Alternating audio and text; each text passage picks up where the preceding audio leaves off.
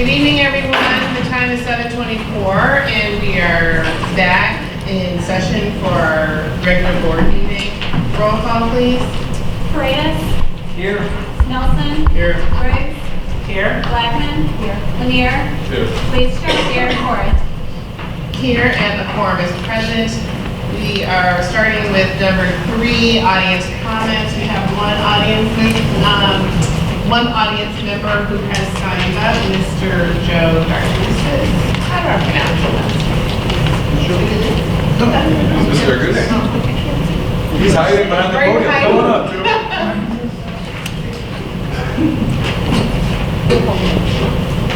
Sir, with all these distinguished people here, didn't want to get in the way. You are among. That's right, you're on front. Yep. Madam President, members of the board, ladies and gentlemen. If you haven't had a chance to check your mail today, if we need any reminders that we need to be worried and controlling our taxes, we got a nice little letter this afternoon from Maria Pappas that caused my eyes to pop over. But in the line of controlling taxes, I would strongly suggest that when we look at the summer construction program for this year, that we really ask for and review and evaluate a detailed construction cost estimate and a cost-benefit analysis that demonstrates why we need to spend almost $5 million this summer. Maybe we do, but I think we need a cost-benefit analysis that demonstrates. Thank you. Thank you very much. Thank you. Just appreciate it.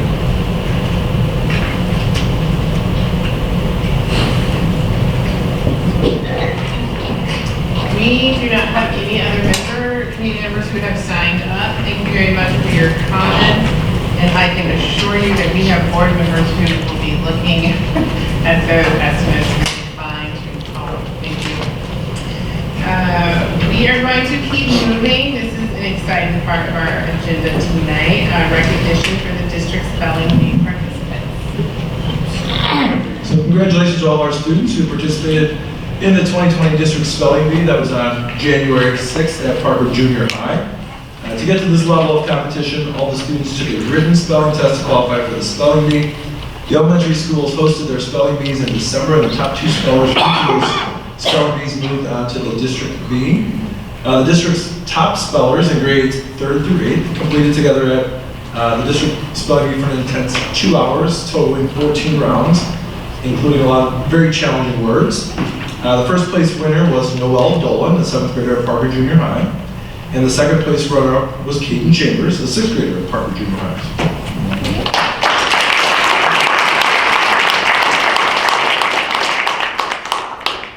The South Cook Regional Spelling Bee is the next level of competition and will take place on February 5th at Southland College Prep Charter High School that's in Richmond Park. And we certainly wish Noelle the best of luck as she advances in the competition. We invited the participants out to the meeting tonight. We have 2 of those people with us. We want to recognize 2 of our students.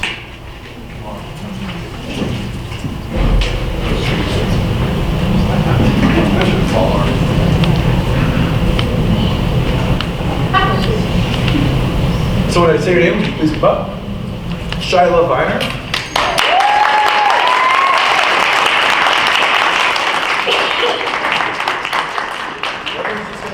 It's okay. It's only embarrassing for me.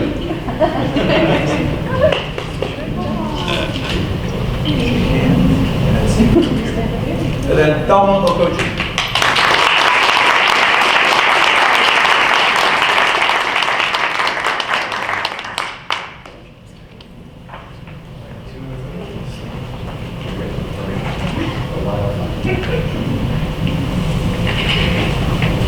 Yep. That's it. Yep. Mom's coming up. Yeah. Family shot. Yeah. Star. Come on, Vina.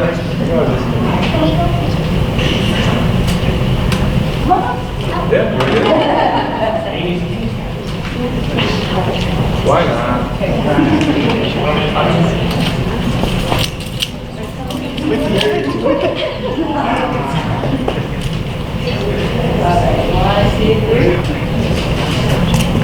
One more, 1, 2, 3. Congratulations.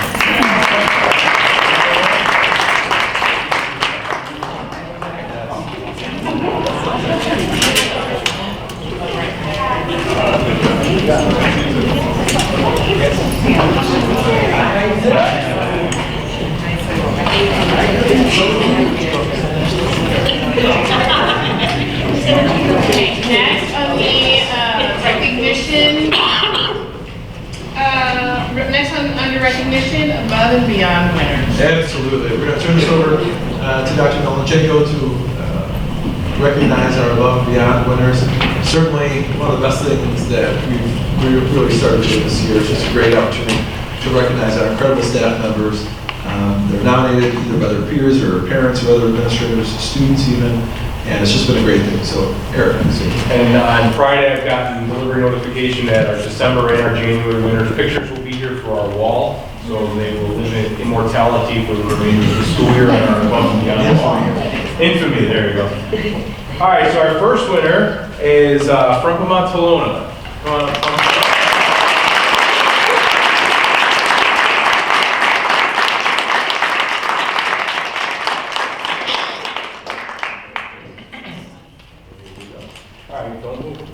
All right, so as you enter Western Avenue, you are greeted with the warm, kind, and welcoming face of Frumpama. She handles 1,000 things thrown at her at once with grace, including never hesitating and helping out her coworkers, especially those new to Western Avenue.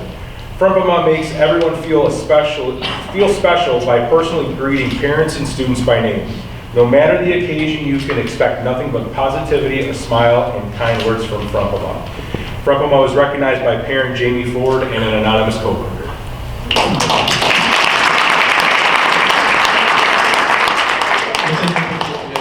Yeah, we'll get your picture. You don't get to escape the picture, guys.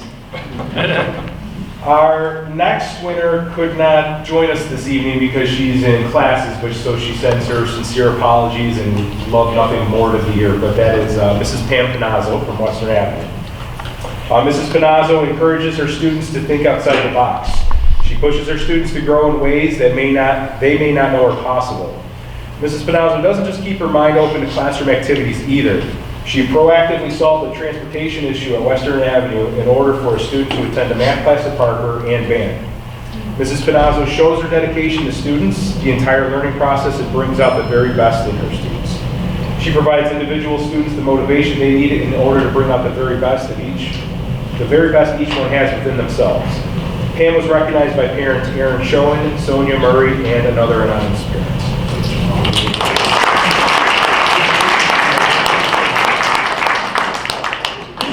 Our next recognition is Katie May, kindergarten teacher from Hunterville.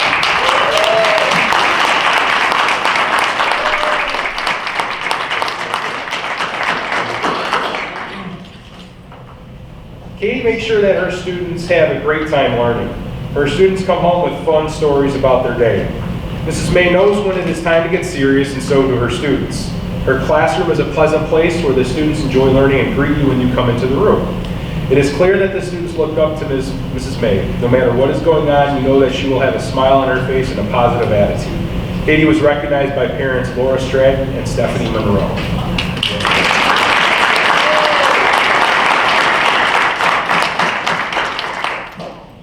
Last recognition for January is Arcelia Sanchez, a school support aide at Serena Hills.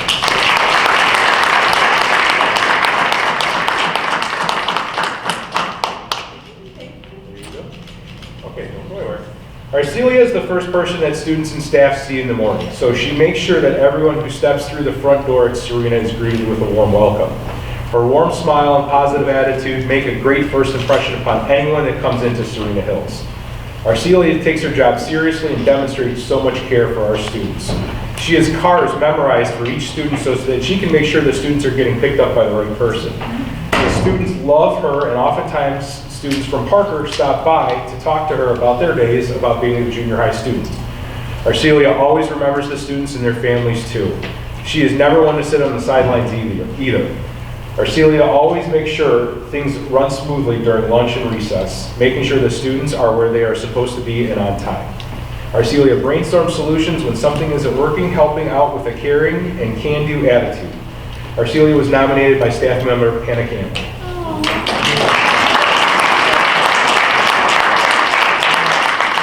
If we have our winners come back up for one more picture.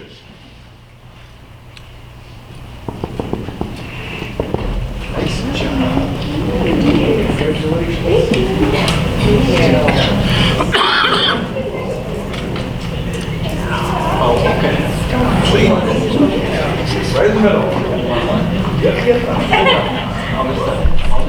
Perfect.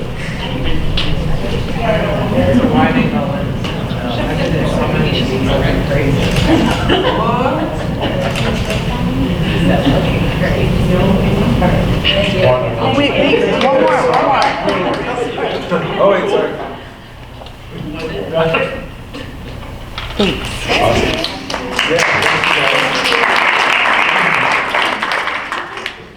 Just a reminder, the link to nominate any staff member in the district is on our webpage. You can also find it on Twitter, hashtag above and beyond.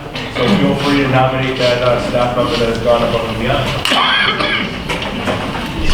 Those are very hard discussions. I think we have a lot of very talented staff members, and trying to figure out who to recognize out of our academy or teacher pool and staff pool is incredibly tough. It's a great problem to have. Okay, well, we'll try and top all that with the finance committee.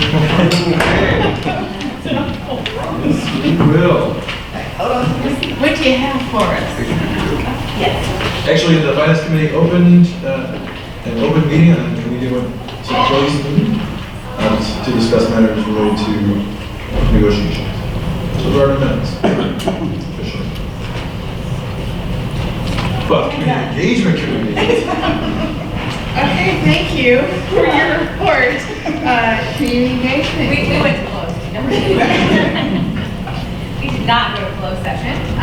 We just looked over the strategic plan flyer, and we all gave some input on maybe changing some stock photos and changing the numbers in all of the strategic goals to symbols. And we also discussed how we're going to put out that strategic plan to the community, which we agreed on a website, direct mail, and other places in the community, such as the library, village hall, posters, also additionally, in addition to the flyers. Also, we talked about going beyond our community, so the larger, broader scope of 161. So in Chicago Parent, there's also another recommendation. Marketing material. For the Hidden Gem, we put 700 of those in the Hidden Gem packets that the racers got. Runners. And we gave realtors also have those. So as people are looking to move into the community, they also get those pamphlets about our district. And also we talked about local high schools. Putting those, well, just so that we can, really partner up vertically so that we really support each other early on. And as we move, ideally, we're looking at, people being inspired to move here and then putting their kids all the way through our district to coming back as alumni. And so, certainly including, right, our portrait of graduate, and including the high school and other taxing bodies in our promotional plan, because of course this is a wonderful place to live. We want everyone to come and have this experience that all of us have had, and we want to perpetuate this fantastic experience. And that, really, I have to tell you, I'm so excited about the strategic plan. As I've really told everybody, but we really want everyone to know what tremendous work we've done and as a team, and look for opportunities to really share that. we'll meet again after, on March 9th, after the board will get that final draft, and we'll go. That's the end of our report. Thank you. Much better than finance. Next on the agenda, superintendent's report, Dr. Smith. Absolutely, and I'll continue along those lines. The big rock for tonight is certainly to talk about our strategic plan. As Steve said, a lot of work has gone into it, a lot of our people have participated in that process, and I think the consistent feedback that I've received is that it's been thorough and it's been very in-depth, and it's worked to really bring a lot of perspectives into the fold so that the plan that we work on with the board really reflects the work that we need to get done over the next 5 years, frankly. Now, we can always go back and tweak. But the feedback would say that this plan sets our children up, sets our teachers up, sets our board members up to make good decisions that will lead to implementations in our buildings and in our district that will help children continue to grow. I think that's the focus, but it really gets to, as you dig through the plan, which we'll get into later, it really digs into finding all of our kids, whether you're a student in the middle 60% that kind of floats along and does their job typically, or you're a student at the upper end of the spectrum or the lower end of the spectrum, making sure that we're providing learning experiences that validate all of those levels. So I think that's a big part of what we're going to talk about tonight, and really what's dominated a lot of our work, especially here in Normandyville over the last several months, but certainly with the approval coming shortly for the strategic plan that will kick off another round of work, certainly. But along with those exciting decisions that we made, one of the things that we did talk about in the fall was pushing back a long-range planning process, which, things that we've talked about, Christina, whether it was the entrance here or there, or some of those safety things. We decided to push that off now into the late winter. I'm hoping that winter's almost over, so that we can get the strategic plan approved, and then take a look at our physical plan. Take a look at our classrooms, take a look at our buildings, make sure that our physical spaces match the commitments that we're making on an instructional level. So that will get started too. We have a meeting this week with Mike from Wold, and just to start even formulating that timeline. So once we have some more information, we'll get out to the board, we'll make sure, again, that will be a very representative process. It will take several months. We'll bring that back as well. And then we're also continuing with articulation. I know we have another session coming up with our local leaders. I guess we don't have an official name anymore. But it's District 161 and 233 and 153, and then Brookwood 167. We come together on a number of different ideas. We're still wrestling with the homework piece, but I think we've started our conversations knowing that we have a general portrait of graduate in place. Obviously, with that approval, we have a better perspective. And I think that where we've really taken a leap with this work, especially around articulation, is focusing on skills. Skills are transferable. You may have a different type of project here, but at the end of the day, our partners at 153 or 167 are all trying to generate a lot of growth for kids. On the long-term articulation side, we already have one date set up next summer to get our administrative teams and school improvement teams together for 153 to do some co-work. We've already identified a few areas where we know that we have similarities. So let's have an economy of scale and go from there. I've also been in contact with some other districts a little further north who are further along in capturing kids' hearts, who be critical partners with us, and do some shared visits and some shared training and things of that nature. So, really being open to our partners in the area and some not in the area who are doing the same work that we've sort of started. I think will really help us in the future. That's the end of my report. Any questions or comments? David? Yes, with regard to the articulation meetings, are you finding that we're, how can I put this, getting better? Are we finding more common ground so that we can close some of those appearances of gaps as 161 students go to 233? Well, I think that's a complex question. I think what's coming from the articulation, to your point, areas that we want to focus on, and I think that's where the skills piece came up, because we talked about homework, for example. the conversations around homework, when you really get down to the brass tacks, they're about stamina, right? It's not, you know, and I would call that a skill, right? Being able to persevere through one topic, for example, for an hour and a half. So, as we've been able to get to clarity around, you know, what we're trying to do, yes, I think we've made some big jumps. I think there's work to do around reviewing our alignment, our class alignment, and those sorts of things, which Annabelle frequently talks to Nancy and whoever the future Nancy is, and certainly Jerry around those things.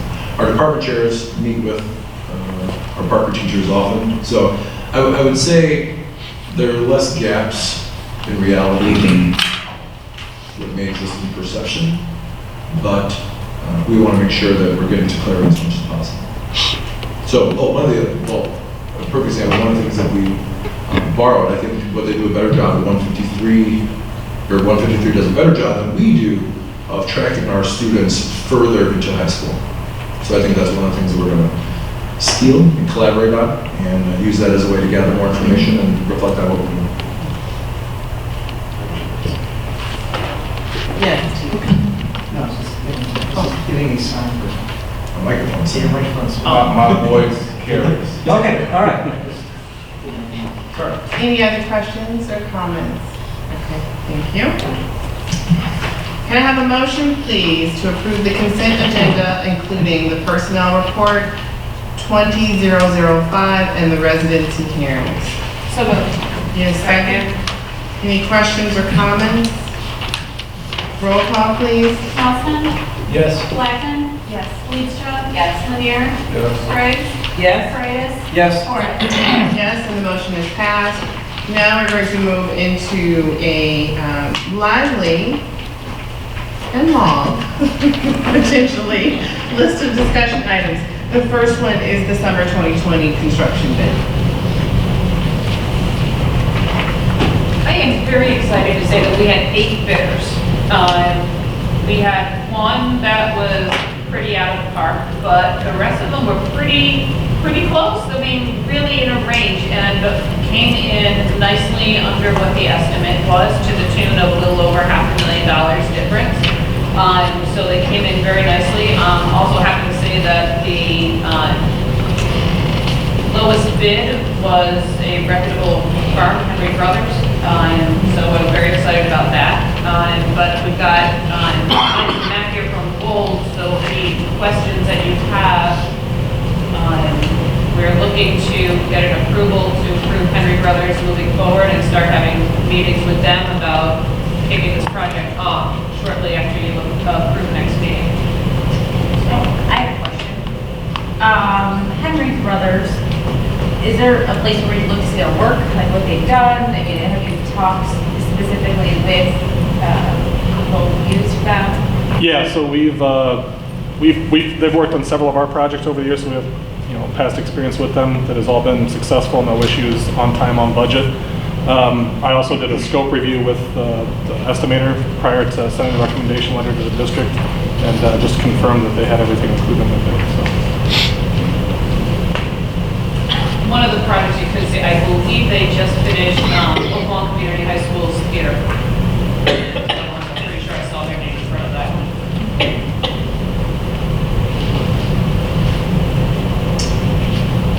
Other questions? Oh, Fran, was there anything else to do? Other questions or comments regarding the bid or the proposal? So, we now have low bid. How many bids did we receive total? 18. Do we kind of know what the separation was between the low bid and the other bids? Yeah, it's all in. It's in your packet. If you click on, it's on the second one, so it would say bid documents, Yeah. and I believe it's on page 2. Okay, thank you. It's on page 1 of my file. No question. Thank you. You know, so there is one alternate on there. Yes, I was just going to. So that goes back to some of the power issues we've had at Western, specifically with that grid. Remember the power failed last year when it was negative, the water pump froze, hot water stopped. Of course, the building got cold, but as soon as that building warms up again, it started popping pipes in our unit vents. The other schools don't suffer from the same power issues at Western. In a perfect world, I'd probably recommend backup generators for all the buildings, but as a half step, I think this is a good place to start. We don't have to do this work, we just bid it, and it certainly is an alternate that we could accept if we choose. How much did the water main at Western cost us last year? Oh. Honestly, I don't remember. I would have to check and let it ran through insurance. So I mean, we ended up with a deductible, but it was minimal compared to what the actual expense was. And how many, do you remember how many unit vents? 4. 4 total. Yeah. And then the Rocks room flooded, correct? Two rooms actually. Yeah, and the other one 30 flooded also. Okay. So a question for Walt. You mentioned that you're happy with Henry Brothers. I guess if, to the question of, lowest bids, money aside, is this within a group of, like a select few that you would otherwise, that you would choose to work with? As far as the contractor goes? Yes. Yeah, we have no issues with them at all. Yeah. Okay, so this is someone that, if it were, everything, all the bids were flat, these are one of the ones you say, yes, we'd like to work with. Yeah, we have no reason not to. Correct. The next lowest bidders to Construction Solutions and Chicago Heights Construction.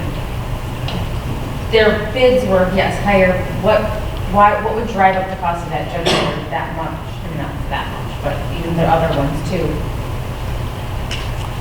Honestly, I don't know. We'd have to talk to the bidders to find out. There's a lot that goes into that. I mean, profit margin, things like that, and not knowing what those profit margins that they plan around or how much contingency they built in for unknowns that may pop up. So, Did you do a scope review with any other of the contractors? no, just the low bidder. Did you have a question, Cam? Well, so I think normally with our prior architect, we typically receive a lot more details for the bids. Okay. This is just sort of the final number. So if I recall during the our interview process, you guys discussed qualifying contractors. Did you do that here? No, we didn't. It was just a general contractor bid. So why did you do a scope review with Henry Brothers and not the other bidders?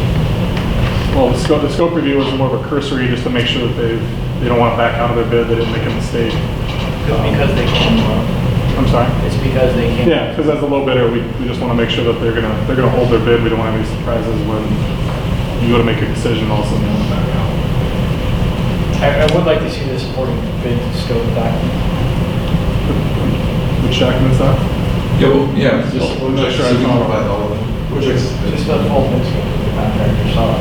They filled out, Yeah. they filled out a bid, they sent it to me, right? We don't have that. It's, yeah, you have so the, 500-page packet, is that the one you want? Got it. the bid itself it consists of a one-page form of this is the dollar amount they're bidding on it. The dollar amount for the alternate, they also include some bid bonds information, some things, some supporting documentation for that. The administration has all that information. Okay. Yeah. We can provide that. Yeah, We have people like me, like Mr. Darkins, that also would like to see that, so. Yep. Okay. I think that would be helpful. There are no decisions that we need to make tonight, so there's time for us to look at it. In your past experiences with bids like this, is the lowest bid always the best bid? I mean, you're always at the mercy of the quality of the contractor. Sure. there are times that doesn't work out, but for the majority of the time, it's okay. I think that's why it would be important to see all the information before we commit to a dollar amount. Sure. Has Henry Brothers been in litigation with their customer in the last few years? I would have to ask that question. I don't know their legal history. Well, so our last major project we did with Keys, we knew going into it that Keys was in litigation with everyone that you work with. I think ultimately the board accepted it because they were so far below the bidder. Sure. I think we would like to know what we're getting into. In assessing whether the lowest bid is the responsible for. I think it's my only point that I made, which is actually kind of dovetail off of what Cam was saying and what Christine is also kind of alluding to, is the lowest bidder is always the best bidder. And you're presenting it without having a lot of support to see why that decision was made. And so the more you can actually give us, make us feel more comfortable, especially when there's a cluster of numbers like these that we're looking at, we just kind of see what are the factors that help you make your decision. And that's, I think, why you're hearing the theme of these questions. I will jump in here and say Henry Brothers is a lot of work with a lot of school districts, and I don't know if anyone has had problems with it. The other piece about we have to take the lowest responsible bidder. Right? And so, when I, Do we have, I mean, yes. We had to, Right, responsible, right? And so, part of this process, and we can provide the bid packet. I don't know if looking at a difference in cost between, X pipe from the different contractors will tell you anything. I'll let you guys decide that. But, the reason they, kind of verified the bid packet with Henry Brothers, because they were lowest. And so part of that certification process is saying, yes, the responsible is, hey, do you know that everything that's in here, did you check page 3? Let's look at this column. And if they feel comfortable having reviewed all of that, then the architects are saying, based on the work that they've seen, this current contractor certainly understands what's expected, and then they submit that in the history of that. So we'll provide the bid packet, and then we'll find out if there's any litigation with past partners. Were there any other pieces that you need? I guess just for the benefit of our new board members, I mean, so the way the lowest responsible bidder thing, in order for us to declare someone not a responsible bidder, we have to have pretty significant evidence to, that decision. So we discussed it with Keith. The decision needs to be supported by evidence because it always results in litigation, right? So if someone's the lowest bidder and decide not to award them the work, they will certainly sue. With Key, we didn't have, you look, yes, they get stuck in litigation with everyone. Period, but also Titus Construction Company and all. But none of that really related to the quality of the work, right? And then even then, I think at the time that decision was made, was that, well, even if we factor in contingencies and additional costs for incurring, it's still in litigation, it's still less than the delta between that and the next bid. So it's not a small thing to not go to those bidders for the big deal. So when the architects say, I don't have any reason not to accept the bid, they're saying they're not aware of any issues with the contractor. We should check the litigation history, but it's not really normal, it's in the broad litigation. They do, I am looking at their website, they do have a bunch of schoolwork they've listed here. So that's information that would maybe help for the board as a whole. We'd like to see the checks and references. Yeah. Good job. I think and again, to reiterate what I'm saying, I don't have a problem with the low bidder component because that's long, but it's definition responsible. That's kind of what you're hearing me kind of bring up. Have we check all the boxes, check all eyes, got to cross all the T's, make sure we're responsible. Absolutely. No, good questions. So we'll bring that, we'll have the bid packet, and we can find out about the litigation pretty quickly. Give me a few days to contact some of the other districts. We'll bring that information. Anything else for, No, thank you. thank you. Thank you. See you on Thursday.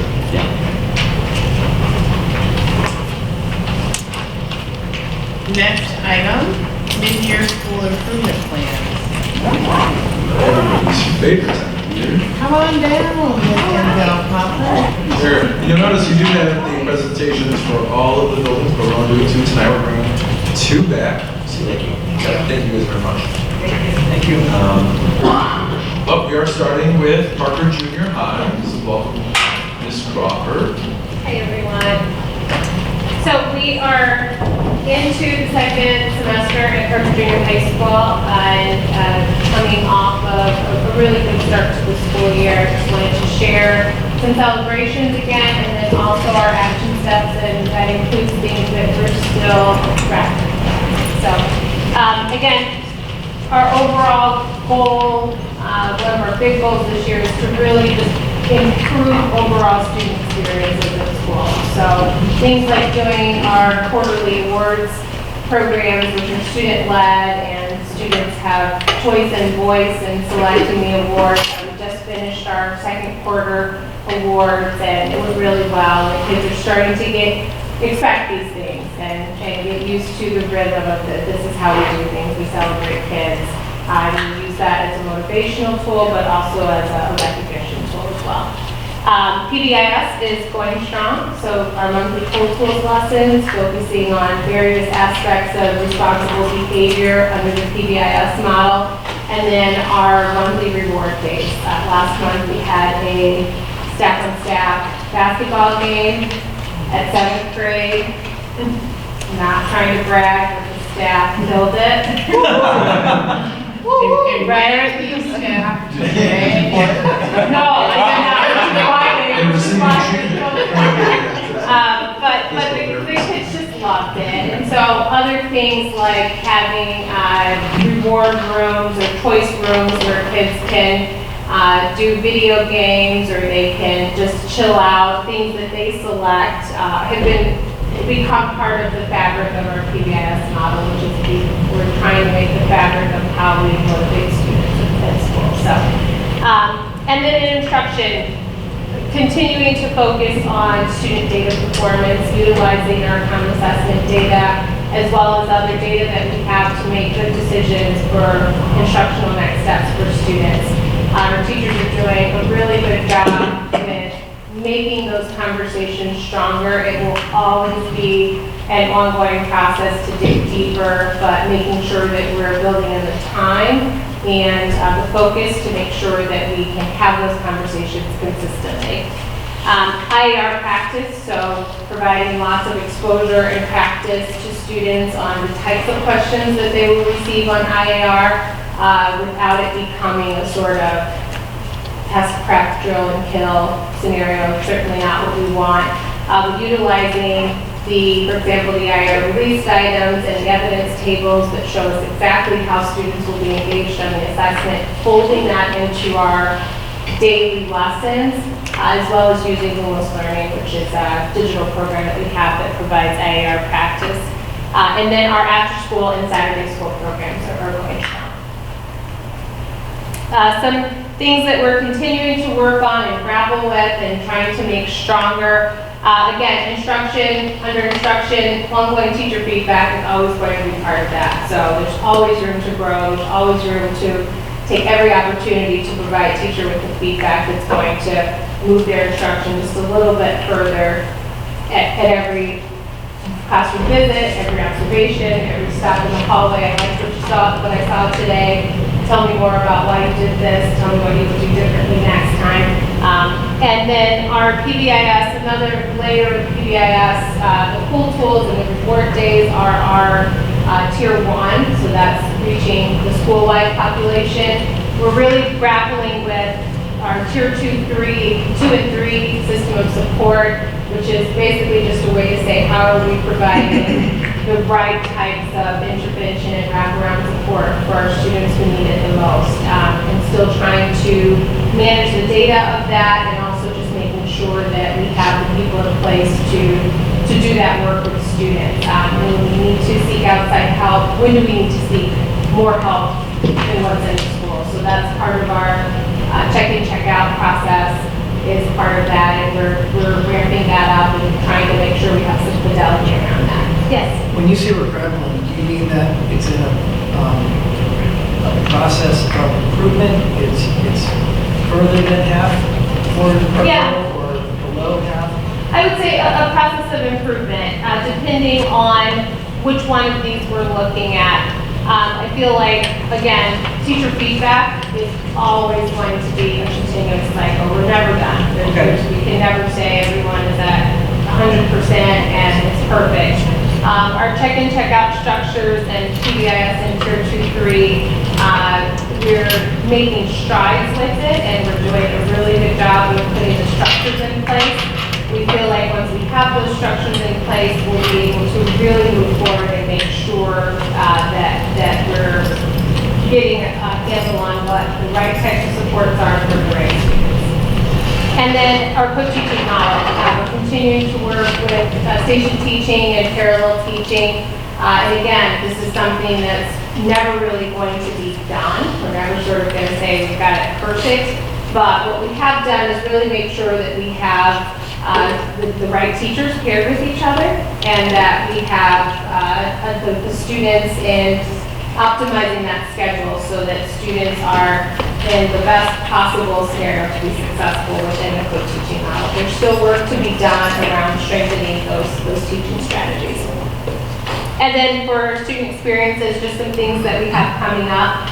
Again, trying to create better overall experiences and opportunities for students. We're really excited for our Black History Month program coming up very soon. Put a lot of work into it. We are inviting parents and community members to the building to share how African Americans throughout history have influenced their success and their life. And we've got artists and musicians and educators and lawyers, you name it, coming in to speak to the students. So we're really, really looking forward to that. And our CKH Lead Worthy class, sort of the next step with Capturing Kids' Hearts, is a semester-long class that is taught during the enrichment period. And students do leadership activities. We'll talk about it in a second with CKH, but they do public speaking, leadership, service opportunities, and ways to just sort of take those Capturing Kids' Hearts tools to the student level and how can they be model leaders within the building. And then I always give a plug to our finance programs because they're awesome. Okay. Questions about Mark? How many students in the after-school and Saturday school program? We have about 25 students in the Saturday school program, and after-school Tara, 80. Okay, thank you. Is it working? Are those students just holding steady? Are they improving? Yeah, so what we're seeing on their, they take a pre-test and a midpoint test, and then obviously at the end, we are seeing a lot of improvement based on their midpoint assessment. Obviously, we want that also to translate into success in the classroom as well as on the state assessment, but the progress that we're seeing so far, they're doing really well. I think the difference with Saturday school this year is that we have a core group of students that are coming consistently. Attendance has been, last week attendance was not great, weather was bad, there was snowflake going on, so some of that would contribute to that. But in previous years, it was sort of come if you want, came on, and this year we have identified a set group of students based on IAR scores and based on need that are coming consistently. So. Okay. First of all, I just want to make a general comment. I'm glad we always get the mid-school reports. But I'm also, it would be helpful for me again if we were school system, not system of schools. So I know there was not consistency in each one. So when I go to look at the school improvement plan, it's difficult for me to kind of figure out which way to look at it. So because it's a general, comment. Well, let's unpack that a little bit. One, because they're different organizations. Essentially, how could we make it more consistent? I actually just want some agreement among the principals themselves as to how it's being presented. So, in other words, I'd rather not say how to give it, just have it be consistent. So, like one is the percentages, and then one's with pictures and the general description. So I'm just saying, well, sure, me. I was just going to verify, so like, if there's one tool by which we are reporting, it's consistent throughout the district? Yes. Okay. So those are just,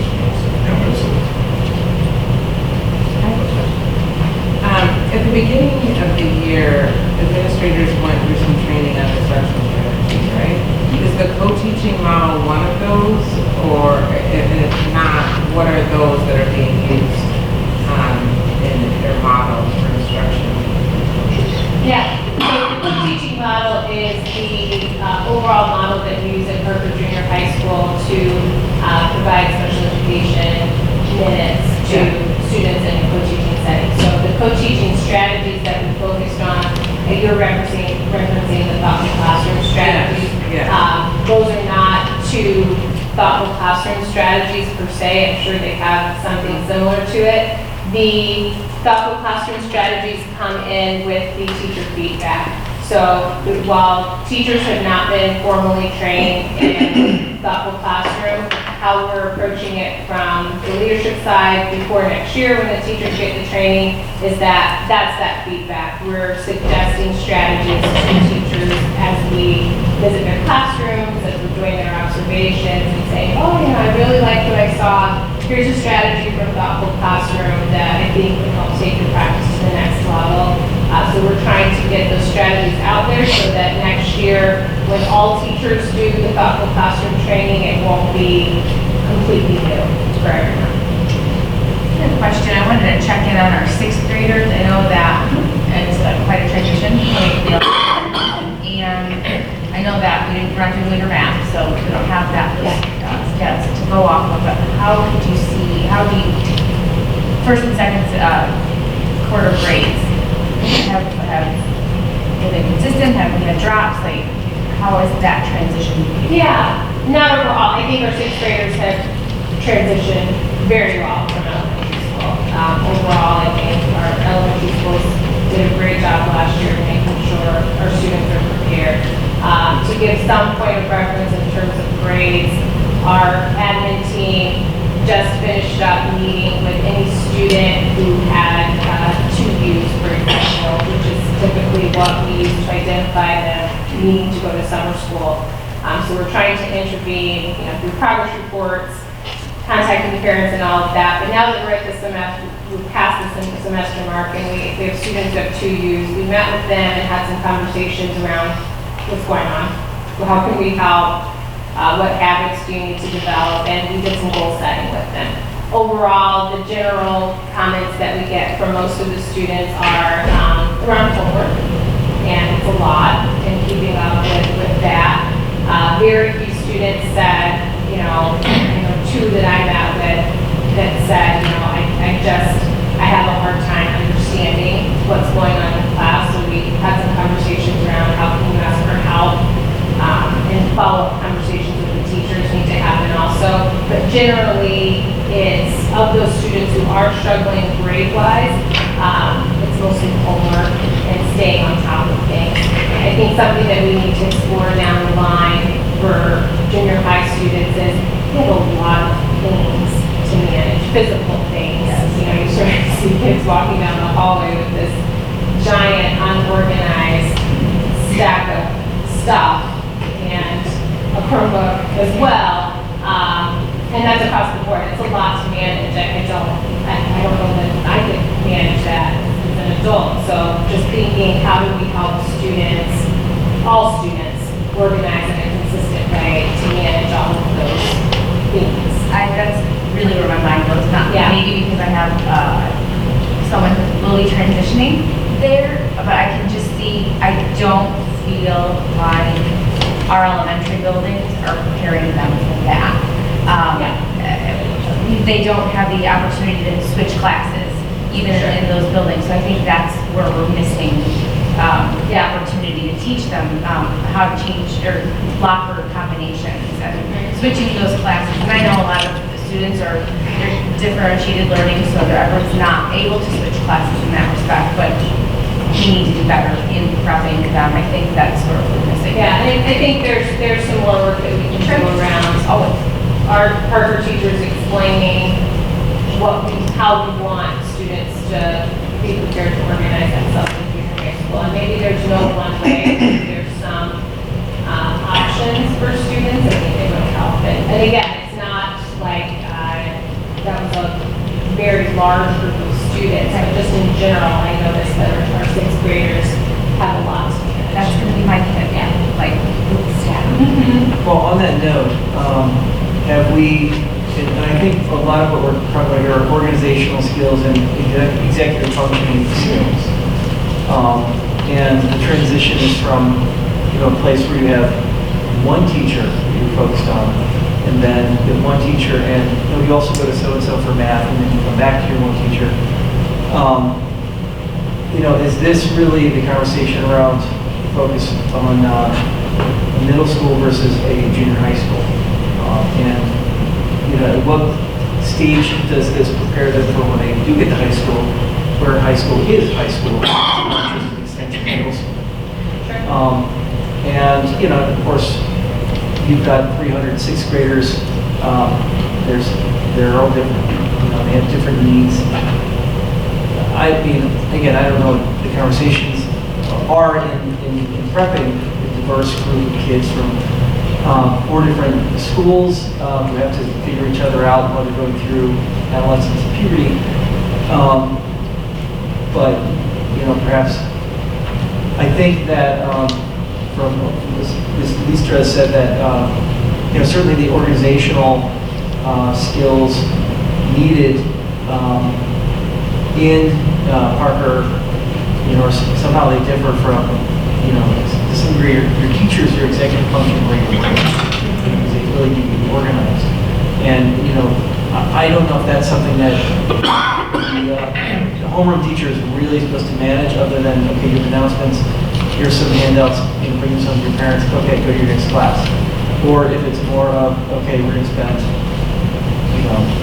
X amount of minutes, we're going to focus on, just keeping track of your folders, just keeping, track, just getting, from point A to point B without being overwhelmed. Managing, people who feel they have to look big to other kids that they were frequently all little, just the previous year. So. Yeah, and it's probably a combination of all of those things, homeroom teacher plus, regular checks throughout the week, but really building in that time and taking the time to value staying organized. Just briefly on that point, Steve, I think that's part of the value of what we're doing with our partners, because that comes down to, it's a skill. Right. And so after our last board meeting, one of the follow-ups I did with our student advisory committee was looked at the strategic plan. If I'm being honest, it flew right over me. But the conversation that we did have was about, okay, this is all great on paper, but what should it mean for you on a daily basis? And they talked about things like typing. Because there was something, I need to know how to type. I need to know how to type 6 years ago. Perfect. The executive functioning skills, how to study. Those are the things that came out of that conversation that we can take back and say, okay, here's a quick and dirty list of skills that we started to generate among some other things. And then as we build that framework, those are skills that we build into the course of the graduate. And then at this level, we can say, okay, these are the skills that we think are most important preparing our kids for high school. Here's what executive functioning training looks like in 4th grade. Here's what it looks like by 8th grade. Here are the differences, and here's why. And I think we can lay out a bunch of those skills to a number of your points, regardless of the project, or regardless of the school, or regardless of the book. These are the specific skills that we're looking for, and then we can, in theory, generally assume that if our students are prepared with those skills, they're ready to move on to the next level. Awesome with the PBIS. That's great. I think that speaks right to those sixth graders who maybe are having a tough transitional period. I think for them it's like a goal and something to look to. Awesome.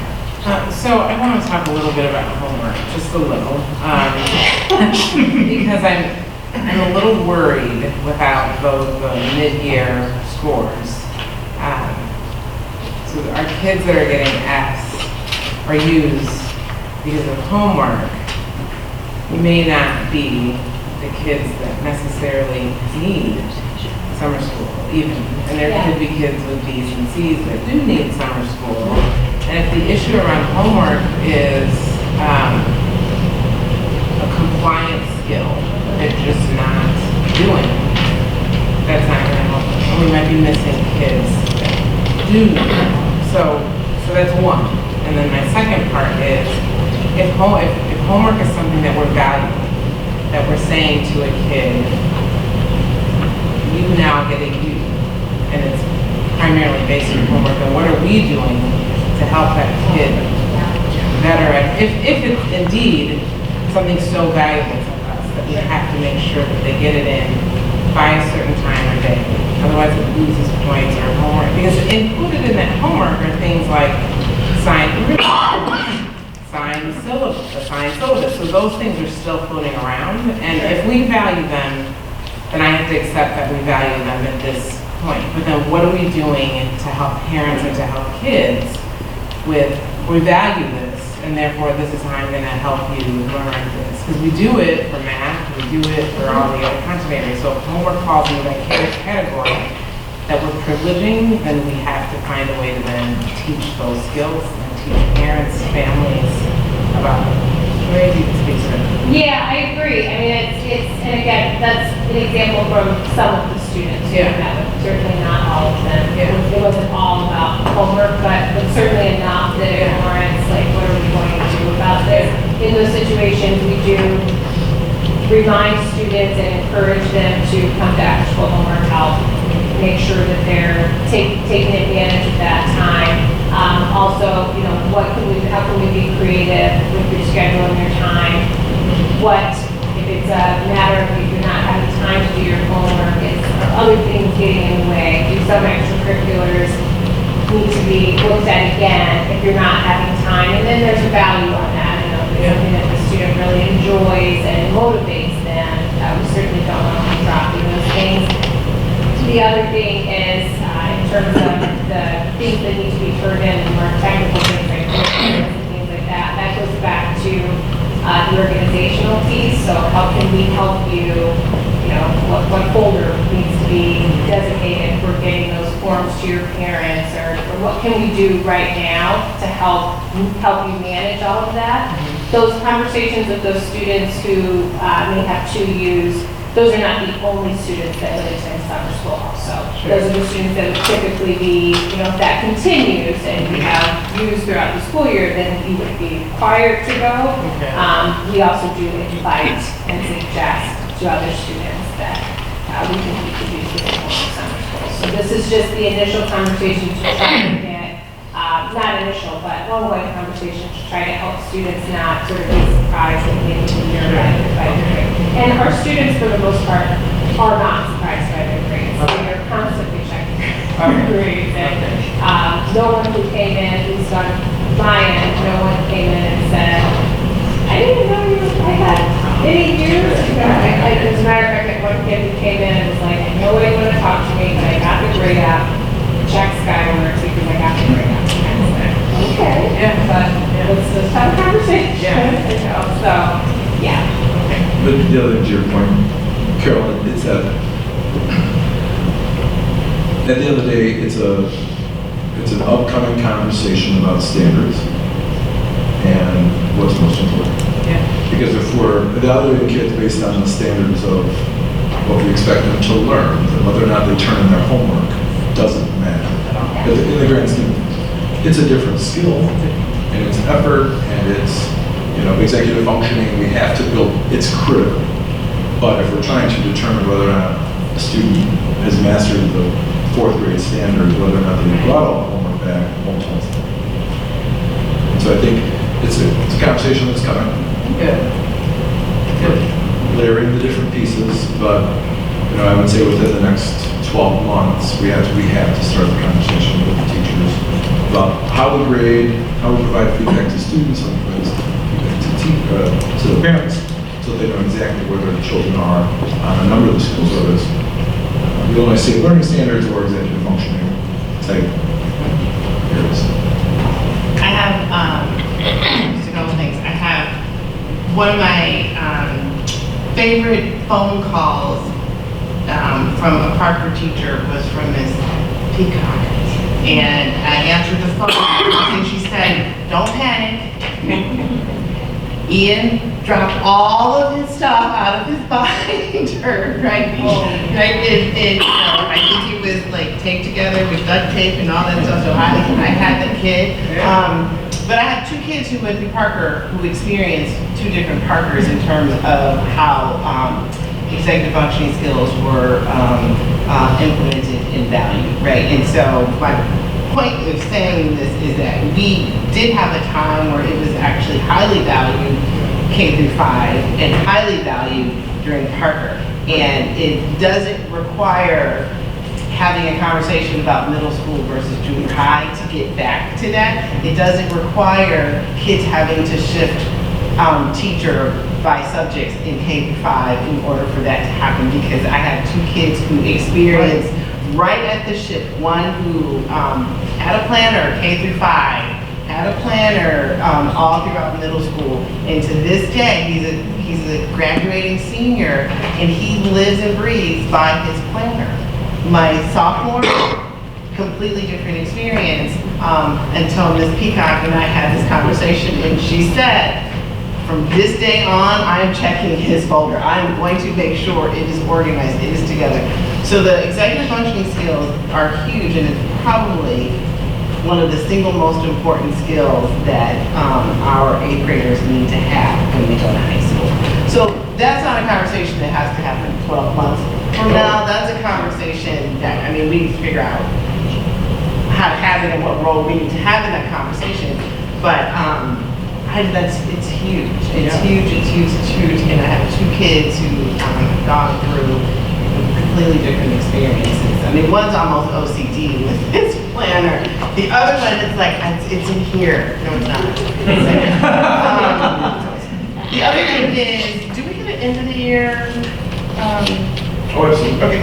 So I think in both the Parker as well as, I'm not sure if our elementary schools have this already, it would be really helpful to also hear feedback on communication with parents and the role that parents have been playing. We've talked a lot in the first part of the school year about what communication should look like, or just the fact that it needs to increase with kids who are getting intervention, for example. Like, what does that communication now look like? How more involved are parents, and what have we been doing to get them more involved in playing more of a partnership role in this? So it would be very helpful, because great updates on student experiences, things that speak directly to the culture and climate in the building, but it would be helpful to hear the role that parents are playing in each of our schools. Absolutely. Thank you. Thank you. Thank you. Thanks. Is it okay if instead of asking questions, I send you an email with questions? Oh, sure, absolutely. Is that okay? Yeah, absolutely. Then I'll put that back. Next to everyone. contestant. Good evening. Welcome. So continuing to celebrate positive culture and climate at Flossmoor Hills, the teachers embrace capturing kids' hearts, but culture and climate is more than that. It's what you see in everyday interactions. It's the partnership with the parents, the students, the staff, all being on the same page. And it continues to just be a great place for the students to go to school and the staff to work because they work incredibly hard. So that's a celebration. And then the early intervention and data analysis. This year we have done more than ever before with looking at the district assessments. And a lot of the reason we didn't have winter maps. So we have to look at those district assessments. We just had a day-to-day, and it was how we made a lot of decisions for interventions. Are students ready to leave? Does someone else need an intervention? We have to look closely at that. Students take pre and post tests, so looking closely at, are they growing? You know, that's important too, not just proficiency, but growth. Looking at behavioral data, and then of course IAR data is a wealth of data. And Flossmoor Hills is of course looking at the proficiency, but we're definitely diving into the growth because that's where we slowly are going up every year, but not the amount that we want to go up with IAR. So thankfully, even though we don't get it right away, when we do get that IAR data, it is a wealth of information by individual student, by standard. So those grade levels looked at the cohort that left them to see specifically like what standards were they strong in teaching, what standards did students struggle at, so they need to teach deeper. And then after reflecting on that, looked at the cohort that they just got for this school year to look specifically at those children and how we could provide interventions and enrichment. So not just getting more students to meet, but getting those students who met to exceed. Looking at action steps, and we have our teachers with their chef hats and aprons. We had serve up a good book as a family night. All of our family nights usually have like a fun component and snacks and stuff, but then also a component that talks about how parents can help. What can they do with literacy and early learning, how they can help with interventions and boost the students. Still looking at writing skills. Although writing skills have improved, we need to keep working on our writing skills. That's still an area of opportunity for us across the board. With our curriculum, there is a lot more writing, and so there's been some growing pains, you know, when it asks a kindergartner to write a paragraph. You know, we definitely have to scaffold and get them there, but we are seeing improvements. Targeted after-school tutoring program, and thankful to the Title Grant being able to provide a bus home. Many families and parents were very thankful for that, so that's been excellent. Increased partnership with the Flossmoor Hills Association. This is new this year.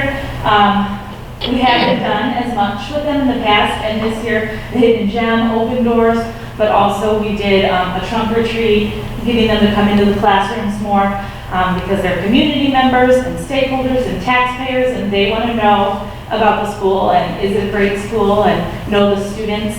We have a spring event coming up, but continuing to do more with them. Of course, always working on addressing the chronic absenteeism, trying to make targeting that more personal, but that's still an area that we have to keep working on. Phone calls, we try to figure out why and help with why a student is struggling to come to school. You know, is it transportation? Is it because they don't want to come? What's the reason? But still working on that. Of course, hosting a lot of after-school activities for the students to really foster their interests, a variety of clubs, even at the elementary level, you know, with chess, acting, STEAM, all those different things. And then family learning nights to invite the parents in as often as possible because it's their school, it's their community school, and we want them to feel welcome to walk in anytime. And then a principal advisory council to get feedback from the students. We also did surveys, and one suggestion from the school board was don't forget to get feedback from the little ones. And we did, and they had really good points we asked about activities they like. What's instruction gets you excited about learning? Who are their kids engaging, you know? And they were able to say, we like when we move, we like when we get to work with, you know, other classmates. And they definitely were able to articulate what activities were engaging to them in school. So that was great. And then also increasing teacher-to-teacher observations. Our 5 essentials for Flossmoor Hills showed that we did not have as many cross-classroom observations, and so we increased that, and we just, staff, parents, students just recently took the 5 essentials, so hopefully that increases. What does the principal, who's on the principal advisory council? That one is just a great opportunity for students to have an opportunity to apply to be on the council and persuade with the reasons why, and then they help.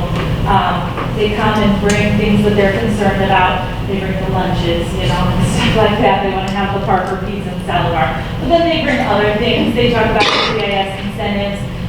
They'll talk about if they're concerned about something going on, you know, in the hallways or recess.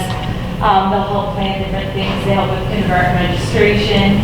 They do tours for the parents. They're kind of like a little student council to help get them a little prepped for Parker, but on a smaller scale. They get very serious about it. Lanyards and notepads and pens, but it's been good. The power of the lanyards. Right. And we meet in the conference room in the adult chair, so they even dress up for our meeting days. It's serious. Yes. Can you speak to the Boston World Association? What is that? It's just the community association there, and they do everything from keeping the community looking nice. They meet once a month on Wednesdays. A lot of members are maybe retired community members, and they do different things with service.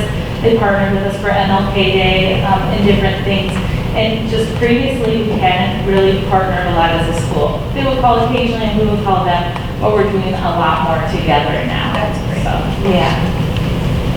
Actually, Real quick, first, has just been on my mind. Congratulations. Thank you. All right. Thank you. We're excited, a little nervous, Yeah, so I but won't say we'll figure it congratulations. out. Second, I think we kind of touched on it, but again, I'll just ask some specific questions to you. Regarding your goals, percentages, how, in general, how are those looking? So a lot of our percentages we're still pending. The 5 essentials is going to be our goal term final, so we'll get that in the next month or two. We don't have the winner, you know, dipstick that we usually have, so we are looking at the district assessments. Those show a lot of growth. They take the pre-test and the post-test, and it's directly aligned to their instruction. So those percentages are showing a lot. We did recently graduate students out of intervention based on those. So our tiered students in tier 2, 3, and 1 are looking good. And then, but the spring math will give us another big result for sure that we'll look forward to seeing. And IAR is going to be a huge indicator of whether we're really going deep enough with those standards. Just curious about the family learning night. What are some? So we do different themes, and the building leadership team and the reading specialists work on it. And we'll do like a math-focused one, where we talk a little bit about the curriculum, but then play games and have the students show their parents, like some of the math centers they do. Reading ones, we'll do read-alouds and have the students read or have like a guest reader. And then we even sneak in a family game night that's just really about fun, where we have like minute to win it teacher competitions and just get students involved. So just a bunch of different things. The building leadership team will come up with ideas and ask the students like what they want to see. They always want the teachers to do that. Hungry hippos when they get on their stomachs on the scooters. And so yeah, we just get feedback and we get, sometimes we bring food trucks from Aurelio's and we'll get 200 people between, you know, families, parents, and kids, and everyone. Any other questions? Thank you for that. Thank you. Hungry hippos, programs? I'm in. Set that up. I'm aware.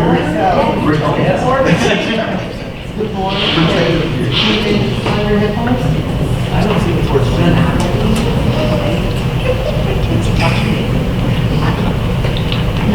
Gives us ideas for our next retreat. maybe centers of. Capturing kids' hearts. Next item. Oh, we're not supposed to? Next time. Just doing two. Would you like some here at midnight with you? Yeah. Cold. 3 days from now. Snacks. So we are in our second year of implementation of Capturing Kids' Hearts. This our big push this year, obviously, is the expansion of CKH into our elementary schools. So this year, any elementary teacher, staff member, as well as new teachers and staff members to Parker participated in the full 2-day training for Capturing Kids' Hearts over the summer or during our Institute days. And Parker also had a short refresher for CPH during that time as well. So again, the goal of Capturing Kids' Hearts is to create a common language using common tools across teachers, staff, students, everyone, to help solve conflict, build positive relationships, and just increase the positivity of communication between students and teachers and students to students as well. So the primary structure is the Excel model. So Excel stands for engage. The way that would play out in the classroom is first and foremost greeting students at the door. High five, fist pump, handshake, catching any issues before they enter the classroom by connecting with students. The Explore model is helping teachers get an understanding of what the students need. And then communicating. So one of the structures within Capturing Kids' Hearts that we try to have all teachers start, in addition to the engage, is good things. So starting every class with a few students sharing out what's good in your life, what's good news, so students can connect with each other and with the teacher beyond an academic level, but what's happening in your life. And it really does help start each class off on a good foot. We also try to start meetings with good things, so modeling those practices with teachers so that we all become better connected with each other and have empathy towards the things that people are going through. And then also launch.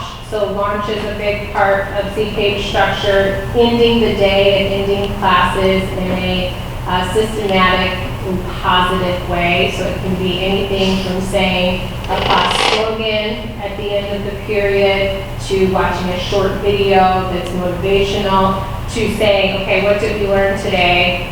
What do we need to take away? What's still unclear to you? All of those are launches. So teachers sort of have the ability to choose what they want to launch their classes with, but the idea is that we have students enter with positivity and send them off with positivity as well.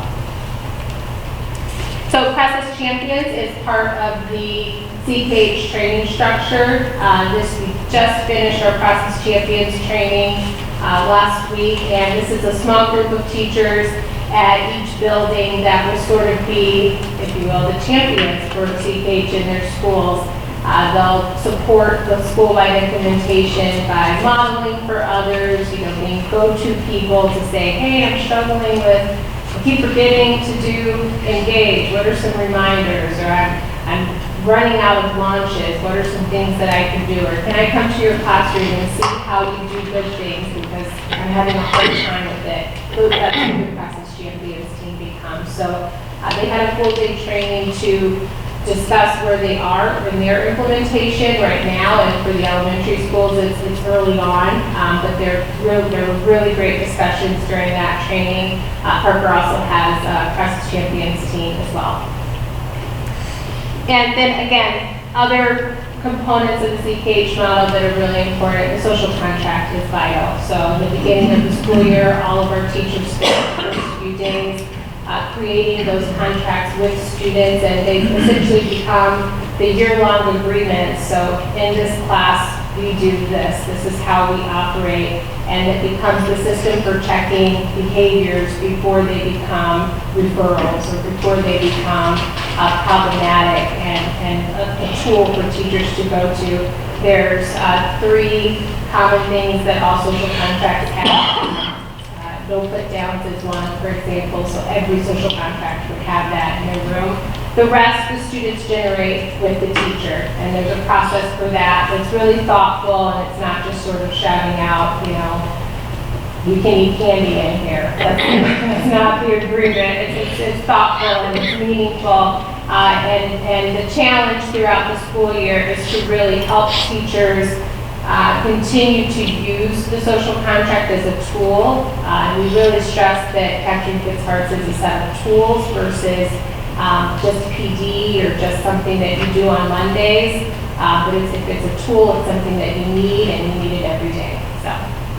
And then the 4 questions for misbehavior. So this is also really important. So how do you help students redirect? So what are you doing? What should you be doing? What are you going to do next? And really pulling that redirection out of students before it becomes, you're misbehaving, get out, we'll deal with you in the office.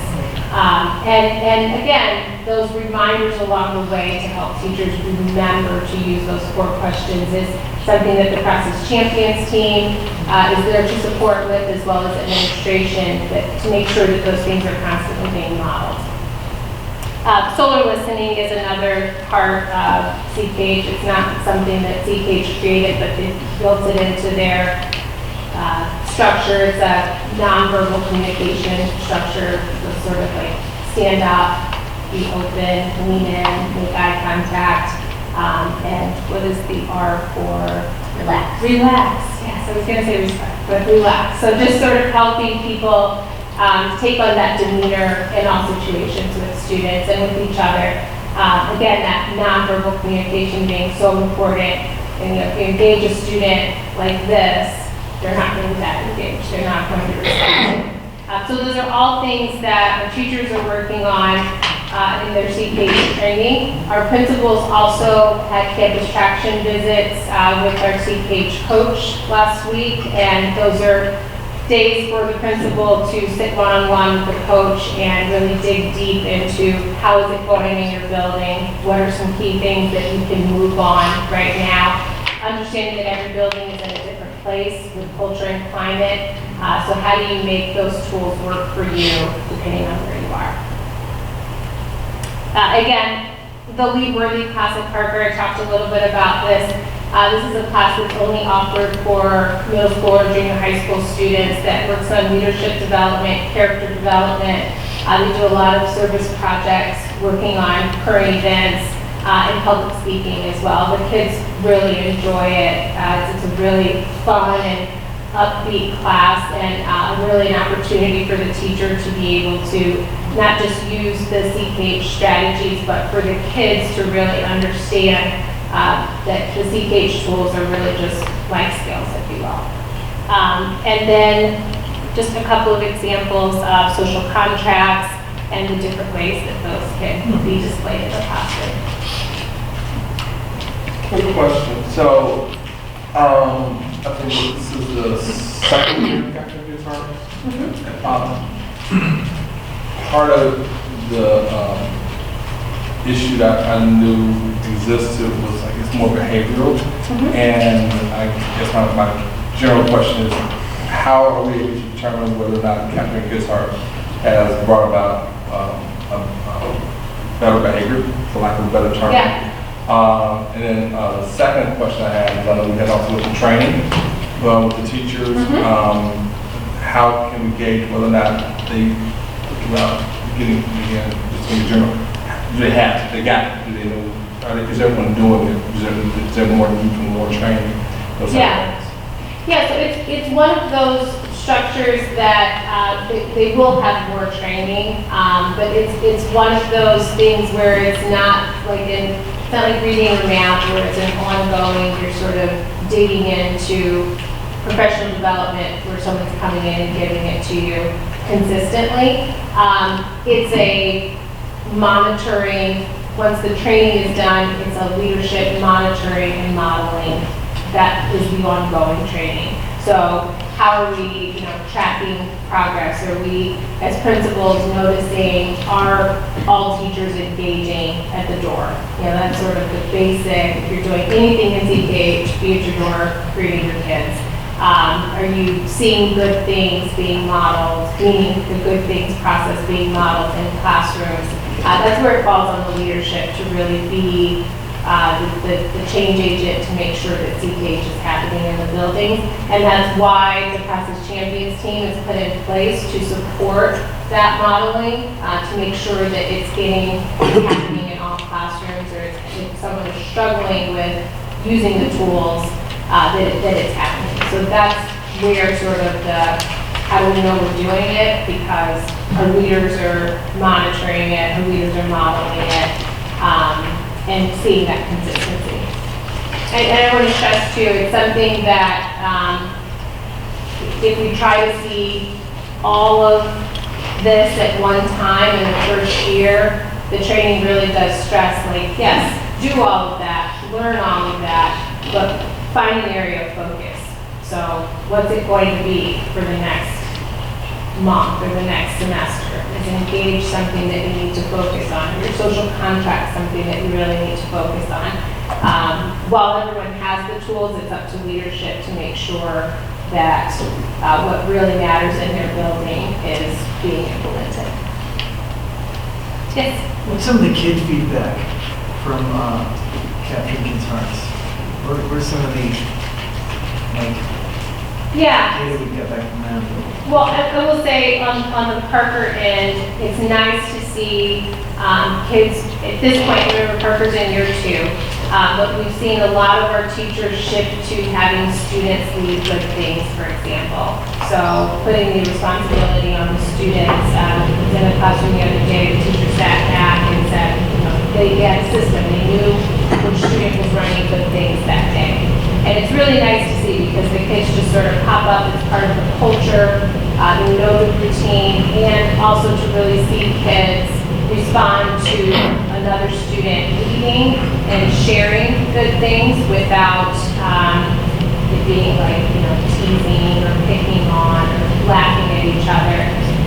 So I think really seeing kids do it and seeing kids engage in it is feedback to me in terms of our day living versus sort of saying like, yeah, that CKH thing. Again, it's not something that we want people to say, oh yeah, on Fridays we do CKH. We want it to sort of be part of the fabric and the breathing of the school. And the elementary principals like to weigh in anecdotally, just student feedback on your first year of CKH? Yeah, I was walking the halls in the morning where the kids are coming in, every teacher is out there, greeting and they're, doing their handshakes, their fist bumps, their elbow taps, everything right in the morning. You can walk in any class by the end and you can hear their launch. The kids know the launch. We have one for the whole building where we launch off into the whole day with. Using the social contract, and definitely 4 questions. But I think for us, we're really good at the beginning, we're really good at the end. We just need to work on that middle of consistently using the social contract to like reteach and bring it kind of back. And the Process Champions workshop that they do is going to help revive everything a little bit, and kind of get everybody re-energized to continue on. And it was great meeting with Laura. So she showed us some examples of how using the Excel teaching model, how other principals have done their staff meetings and things like that in that model. So we learned a lot from her and how we can bring that back. So we can model it as principals for the whole, our classroom and the whole school.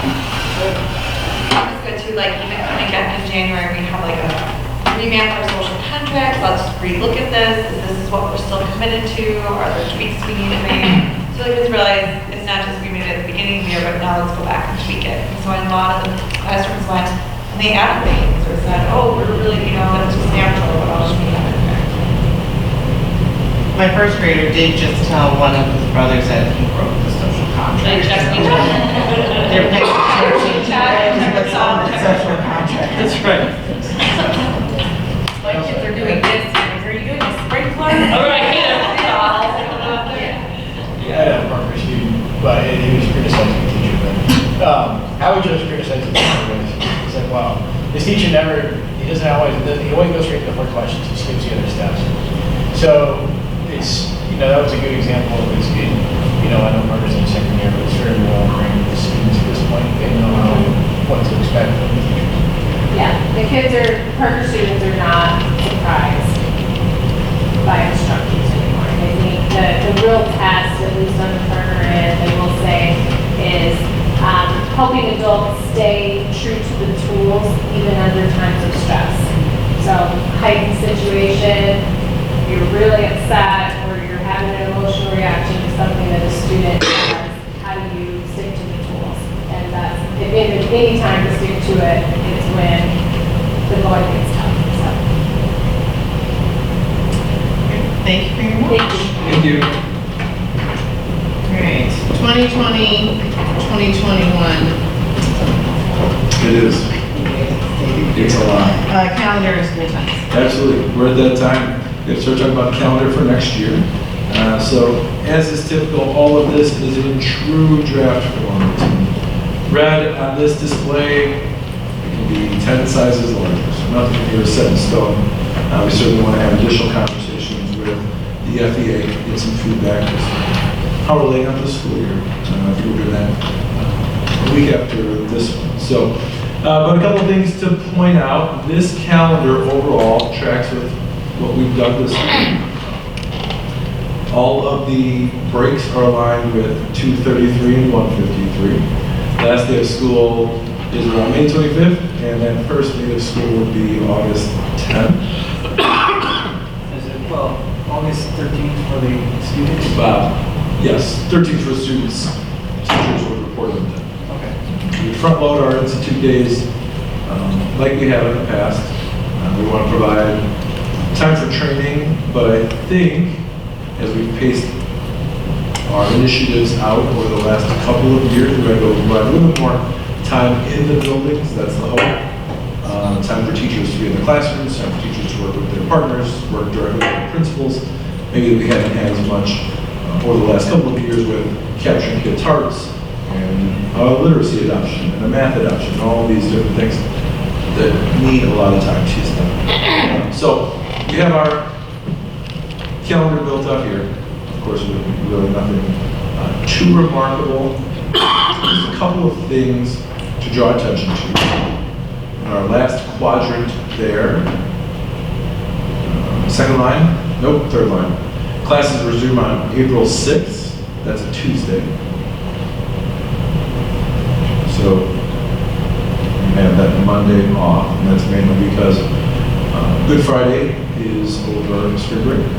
And so that additional day comes on the Monday. And then, there's another day. There is one other thing to keep an eye on, I just found out today. House Bill 241 would require us to not have students in attendance if the schools are being used as a polling place. So we'll keep an eye on that bill. Yeah, so that was the other day. That was the other day then. Thanks for the cue.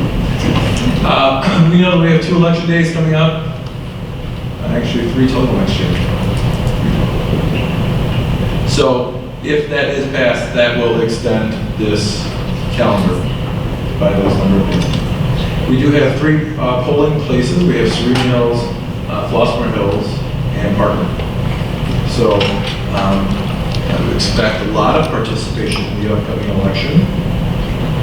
A lot of traffic in the buildings. We've already started talking about just what that looks like with student flow and parent flow, and it is already a nightmare. So I know that our principals have this figured out, but just when it comes down to the volume, it's something for us to consider, and if the board wants to offer any feedback, we're absolutely open to that, short of 241 passing. Obviously, well, not obviously, 153 is closed for elections because their buildings are used as polling sites. They just build into their calendar as days. There's no student attendance. 12-month employees will report like normal and very well what that looks like. But if there's any feedback from the board on that aspect or any other of the aspects, we'd love to hear those and take them back in our conversations and then our conversations with the FEA. Is there the potential for movement to begin the year or to end the year, or is it that fixed? No, nothing's fixed. Would want going earlier. No, I would not recommend, we can't go early, for sure. Only because it's early, and then also construction. But it's also aligned with HF. Yeah. Officially, HF students start on the 12th. So we're 1 day off, so to speak.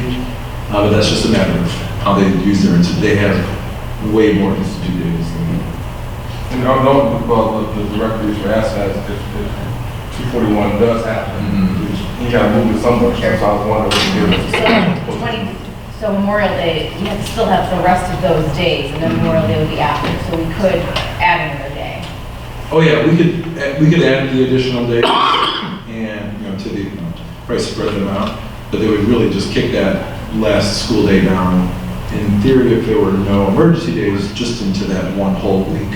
What's going on with class day? It's still, Oh, yeah, March 1st. Still there. so, We used Pulaski Day last year, and it was not pleasant. Keep it maybe. Because we had a snow day, and so we made it up. That's your bad idea, that tough? Oh, yeah. Don't mess with Casimir, man. Yeah, He comes back. He came back. We had buses that failed. I think we had an electrical issue in the building. He was very clear on how he feels about it. How many early release days do we have this year? 2. And now there's just one? No, Halloween and Valentine's. Oh, okay. But that, February 12th, Valentine's Day, yeah. yeah, it was the February 12th. But we had a highlight on there. No, I think that's a Friday, and then Monday's off. Yeah. I, even if 241, is that what it is, 241? The bill, if it Yes. doesn't pass, I do not believe we should be, I am strong advocate on that. I do not believe that our buildings should be, I don't care where the polling booths are, I don't care. We do not need to have the public in our buildings for any reason around our students. I don't care. If they want to move the polling place here, then by all means, there are no children here. But our buildings should not be open. They shouldn't, on voting day. Or school. Or school. They, staff, fine. But with their students, I mean, all it takes is one kid to open the door. So, that's, I forget 241, it should just be a policy that we have, so. What if that were an institute? I don't want to mess, I don't want to even make suggestions of how we're moving institute days, because it's really getting into the weeds a little bit, but if we did have, theoretically though, if we did have a polling day that would upset, or 3, that would upset school days, would we theoretically be allowed to have like an institute day or some other non-attendance, student attendance, but professional day? If we have them to use, right now we have 3 total. And so we have Thoughtful Classroom, which is probably, I would anticipate, it's at least a day. And then obviously, we have this potential science adoption, and then just our normal start of the year stuff. So regardless of, these are placed very intentionally, and you would not want them to. I would probably leave them, definitely for this year, leave them where they are. And so, we would be closed on those days. I mean, it's November 2nd and then April, Do we have security in place to prevent, as we really can, any mixing of the children and the public on election day? like additional security? No. There's no, The polls are, so when you walk into either Serena or Pulaski Martin Hills, when you walk into the vestibule, that's where the polls are. So it's still locked off from the rest of the building. You just can't, you have to be buzzed in or somebody would have to open up the door for you. Parker, the same thing, in that main hall there. Is there additional security beyond that? No. But, you're kind of locked in that foyer area. I have less concern when it's like, the smaller times, the spring when, it's not that huge, but November 6th of being a presidential election, I understand what Christina's saying, and that's why we started that conversation is, what do we want that to look like? Should that be a student attendance day or not? And the other question I had, and thank you, is, have we, like, taken some type of, stance or questionnaire, how parents feel about it? Because if we go ahead and, don't have children go to school that day, not necessarily childcare for some parents. So how do parents feel about it? The solution, I mean, we already have a security contractor providing virus retrieval for Parker. I mean, how much can it possibly cost to park someone at Serena and Baltimore Hill for a day to make sure nobody moves the boat? No. So, that seems a lot simpler than asking the entire school to adjust daycare. Now, so many parents might be happy to get the day off, but, or at least excuse, but, you know, we've already got security staff at Parker. One person each year, which should be possible. Yes, as it is an option and a very well thought out suggestion, I don't know the backgrounds of our safety officers at all, but that's not easy to me in the least at all, to have them protecting. Well, not protecting, To make, yeah. they're not letting anyone open the door. I know. That would be their job. It's just not, it's not comforting to me in the least. Well, what's the scenario that we're concerned about then on election day? We could have a lot of scenarios.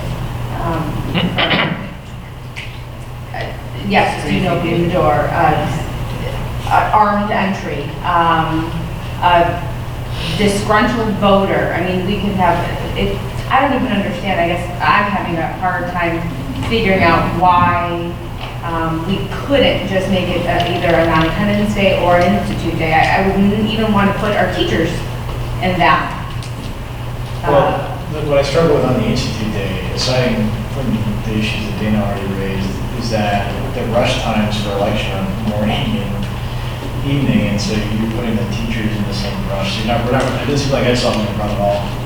And then, you know, my issue with just closing the schools for that day, aside from having to reconfigure the whole calendar, is that I don't, you know, if you, for David's suggestion, I'm sure if we surveyed the parents over, if you want to take another whole day off election day, half of them would say, great. The other half would say, absolutely not. I have no way to accommodate this.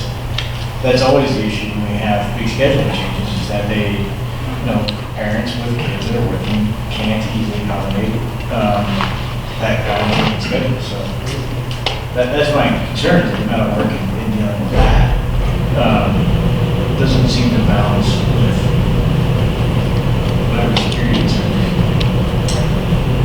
Could we have a, you know, of course, assuming it doesn't pass, would it be possible just to set up an alternative entry so that, like at Parker, instead of going through the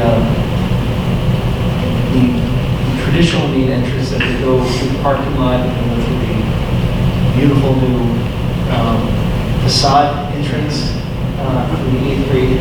Yeah, we started talking about how to bring students into the building. And then that entire vestibule, that was a polling place, is literally blocked off where you can't get through those doors. So that it's kind of like, you know, it's sealed off. I don't know how that would work over at Serena as conveniently, but, you know, because I know that, I believe that can you do the same thing? I don't know. I mean, that's maybe a question. Yeah, they're doors for kids. Just so that it's not even a question. What's the status on the bill, Fran? It just, I mean, it's still in rules, I think, right? Yeah, it's in rules. So there isn't any decision that we need to make. No. The only thing that we are discussing is the both calendar and school times. If we have to make a decision about keeping school open or closed on election days, do we need to do that now? No, but February 10th. or somewhere very close to that. Just for the board's information, on the clerk's website, we have November 3rd, February 23rd, and April 6th as election days. April 6th being general election, primary election is February 23rd of 21. And then presidential general elections on the 3rd. November 3rd, April 6th, February 20th. So those are the dates that would come to play with this calendar. So in February, we would need to approve the calendar. We will approve the calendar.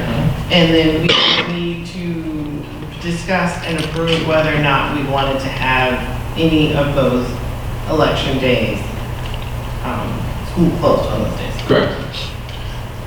The longer spring break. Yeah. Okay. If you, I didn't mean to cut you off. I can bring I'll grab the 153 count. They take all of those days off. That'd be helpful. So, I'll share a sample of what this would look like with those days built in. I'll do a cost for security for the locations for those 3 days. Like real security? What do you mean? It's like, they're, I don't know what they are. Oh, yeah, they're trained. They're trained, they are legit. Legit. And then I'll bring that next. Chicken. Okay. I just want to be clear on exactly what it is we are going to be discussing and voting. What about the start time? That was in Yeah, we're not forward. Give me one more. I thought I didn't want you to forget about that. Oh, I promise.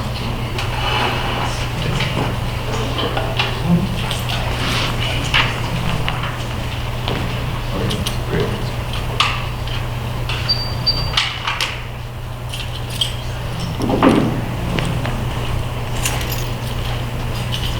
Oh, and then school start times. And this is really a busing issue, and there's certainly some things to look at. But right now, we have a couple of buses that are causing the elementary students to get home later than they should because they can't drop off the students from Parker fast enough. They have stacked routes, so in the morning, for example, students pick up, the buses pick up the Parker, or pick up the Parker students, drop them off, and then run their corresponding elementary route. They do that after school as well. They pick up the Parker students, drop them off, and then go to their elementary. So after school, they're dropping off their students, and there's not enough time for them to get to the end of their Parker route to Western Avenue, as a very specific example, to pick those kids up. And so they're leaving Western Avenue 5 or 10 minutes late, and then the bus route happens. You know, that could be a flooded viaduct, that could be a stalled car, we had a number of things.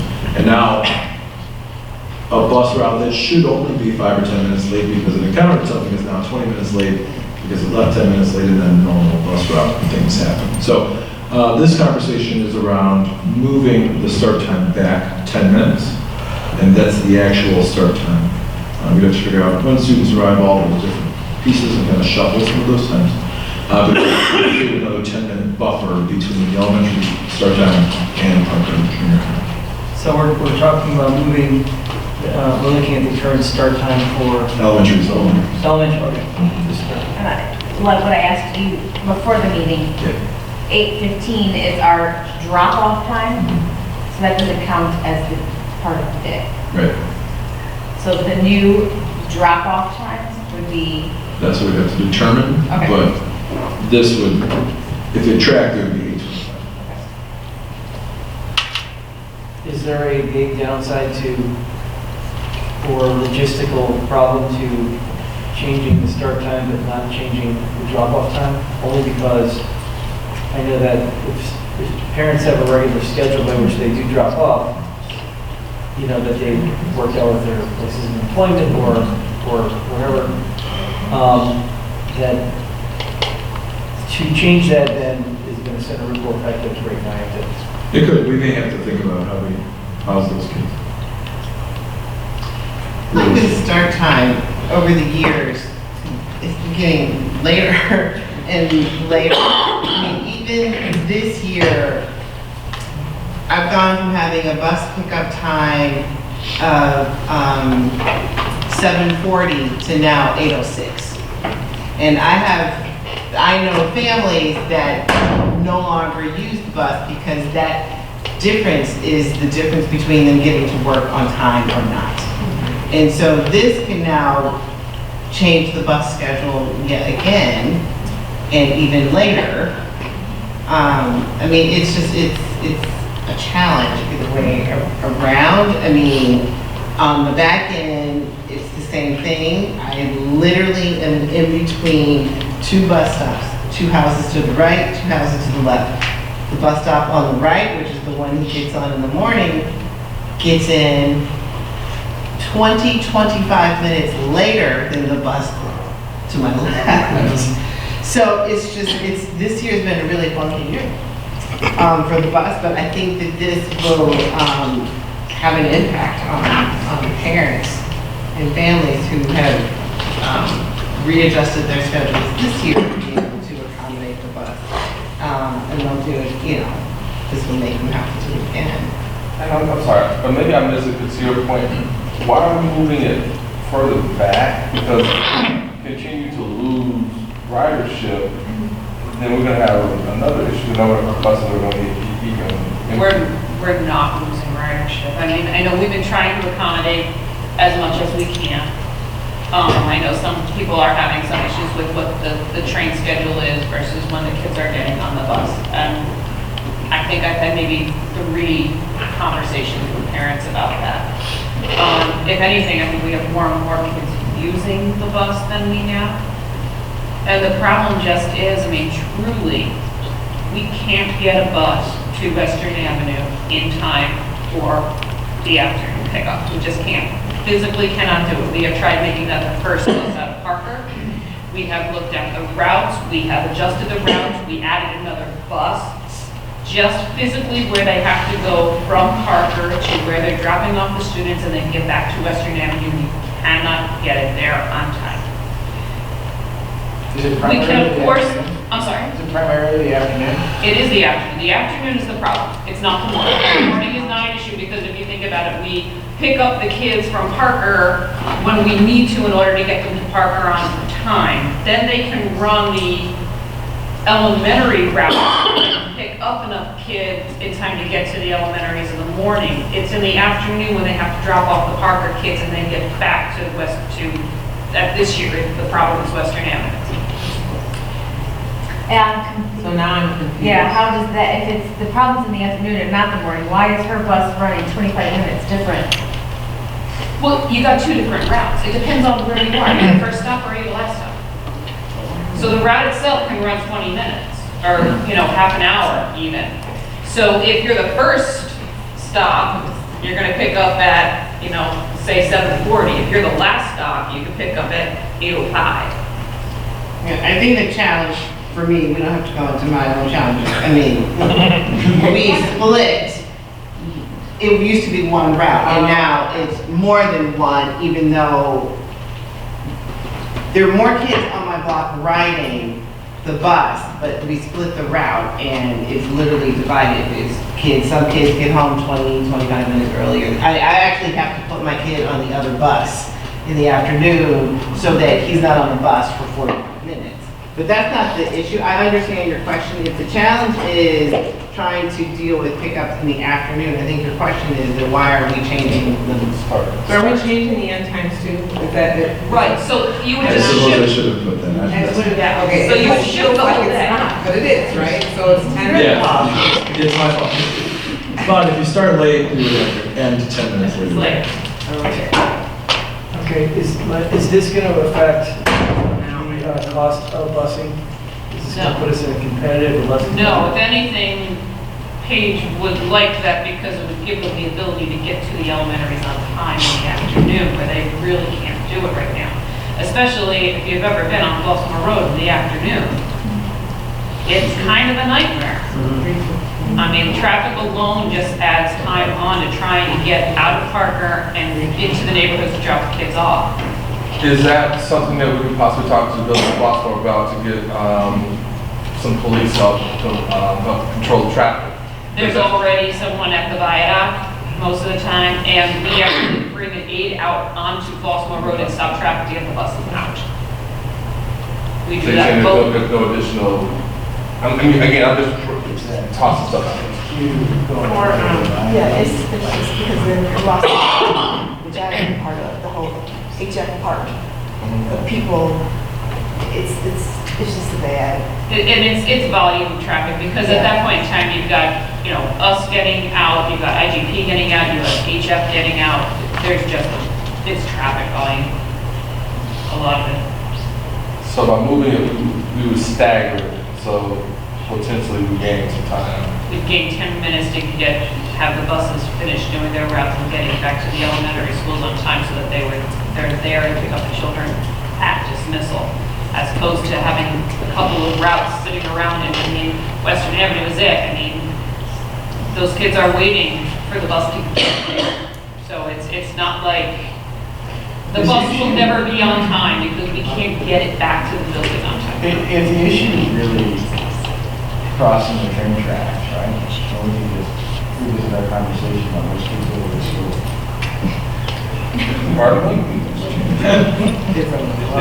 Western's crowded, and a good chunk of the western folks are live on the other side of the train. Oh.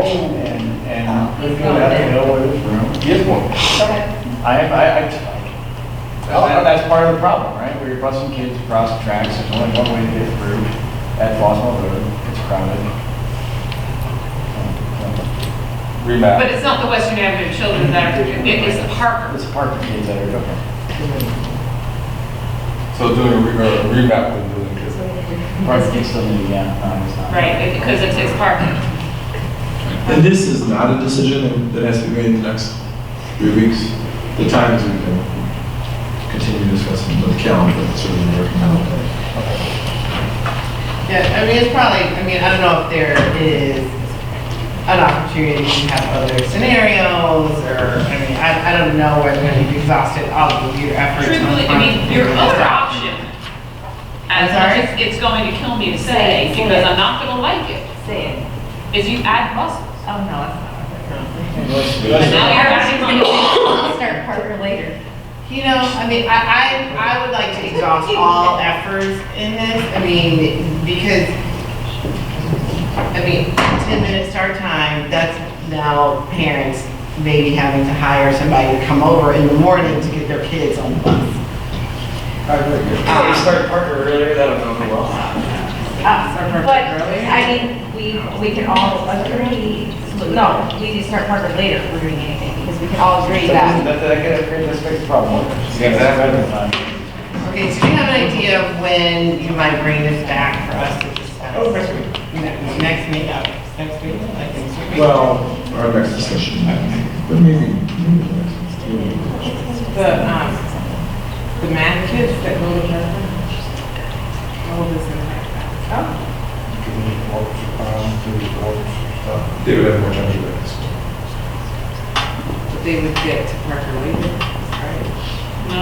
This isn't that Parker anymore. Because they I'm said, talking about the math kids that Oh, they would be leave okay. the elementaries to go to Parker for math. Oh, the leave. So they would get, All the ones that leave.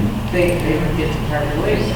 They'd get to Parker after 8:40. They'd miss part of that class. In the current setup. In the current setup. I don't know what's gonna, I'm just, I mean, the other option there is you can make sure that the math class is the first period, and they get on Parker bus and go to school. oh. That actually makes a lot of sense. Yeah. That's where we're. What time does Parker start? Early. 7:35, they're rolling.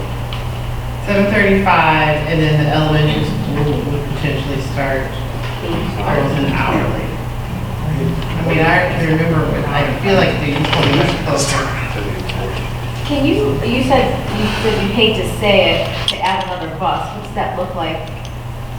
Cost? I have to bring it Yeah. in, because I'm gonna have to look at it closer, because there's just, I mean, I just don't think, I mean, we're making do this year, but we can't keep going like this.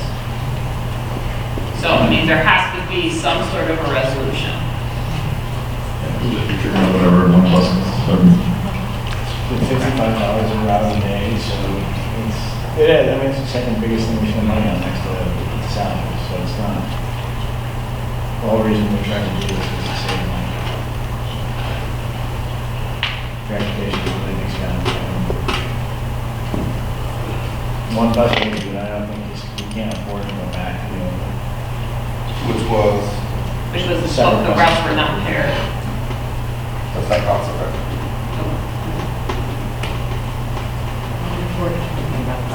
Yes. Nothing really to do with this, but it's in the same space as the route on Flossmoor, and so it's more directed towards like the general public. On more than one occasion, in the morning, before Parker, I have had, so when you cross, and I don't know what the street is right now, it's tight, but on Flossmoor Road, when you cross where the police station is, not close to Parker, but closer to Kettering, or Governor's, or whatever the street is, I'm tired. Maybe. Anyhow, because I'm tired. But on more than one occasion, what has happened is, so like I dropped, we're off at HF 7:30, I'm coming so now with the Parker crew. I have had cars, I will see the child is trying to cross the street to get over to the Parker side from the fire hydrant. I've had cars, as if I'm just stopping for no reason, go around me and almost hit some of our kids. Oh, yeah. And that's happened on more than one occasion. So I know that we can't, there's a lot, but it's just, if anybody looks at this recording, because kids are trying to get to school. It's just, slow down. Because nobody wants to have that happen in the morning. You was late when you left the house, so no need killing a kid just because you played poor. I'm pretty sure you call it dairy. Because Heather Hill Crescent is close to Governor's Highway. Yeah, like I literally, it's like they don't stop. And I'm like, you see this child, and it'll just be standing there. And so I have had to cut my truck across to make sure that they don't come from behind me and cut around. Because other than that, they're just like, I suppose I just stopped for no reason. Is this by, So irritating. is this by Braemar or Braemar or North? Way down. So if I'm coming from HF, I'm coming across, and so then you have the people who turn to go into Parker, and then you start approaching the firehouse, and whatever that street is right there, and so there's a bunch of kids who and so now I'm on the same time as them, so now I slow down and I look for them because I kind of know what the kids are, because either people will, or what's even more special, I've stopped, a car is coming this way to turn, because I guess they just figured I'm turning for them, because they don't see this child standing on the side trying to cross, and then they will just turn right there, and so then the kid is looking like, I don't know what to do. I'm like, and some of these people, I see them taking their kids to Parker, so much you go hit somebody else's kid, taking your kid to Parker. In all their defense, sometimes I stop and walk over and just So they think I'm you, so they just stop. So we're gonna move on. I have a call with Chief Kent Meiderman, Could you just, and I will bring it. because I've actually had to call the police for they I will ask you. That is my public service announcement for anybody who may be looking at this video. Okay, we're gonna move on to the next item on the agenda, which is the recruitment and initial staffing discussion. We will need the human, Hungry Hippo game after. So, Thank you for suggesting. we're going to turn this over to Dr. Malencheco in just a moment, but this tracks with what we've done over the last couple of years, having an initial, again, this is just initial staffing discussion, to take a look at who we're anticipating rolling up from our grade levels, classroom staffing numbers that we're anticipating, and then any areas that we're already planning on there being a potential issue. Remember last year we held a few positions back, we budgeted for them, did not post them, and then once we did need them, we were ready to go with them. So this kind of tracks with that, but we've also included this year just kind of our recruitment strategy. So we'll obviously have openings just like we do every year. What's our plan to make sure that we are getting out in front of those, creating the best teachers possible for our students. So turn that over to Eric.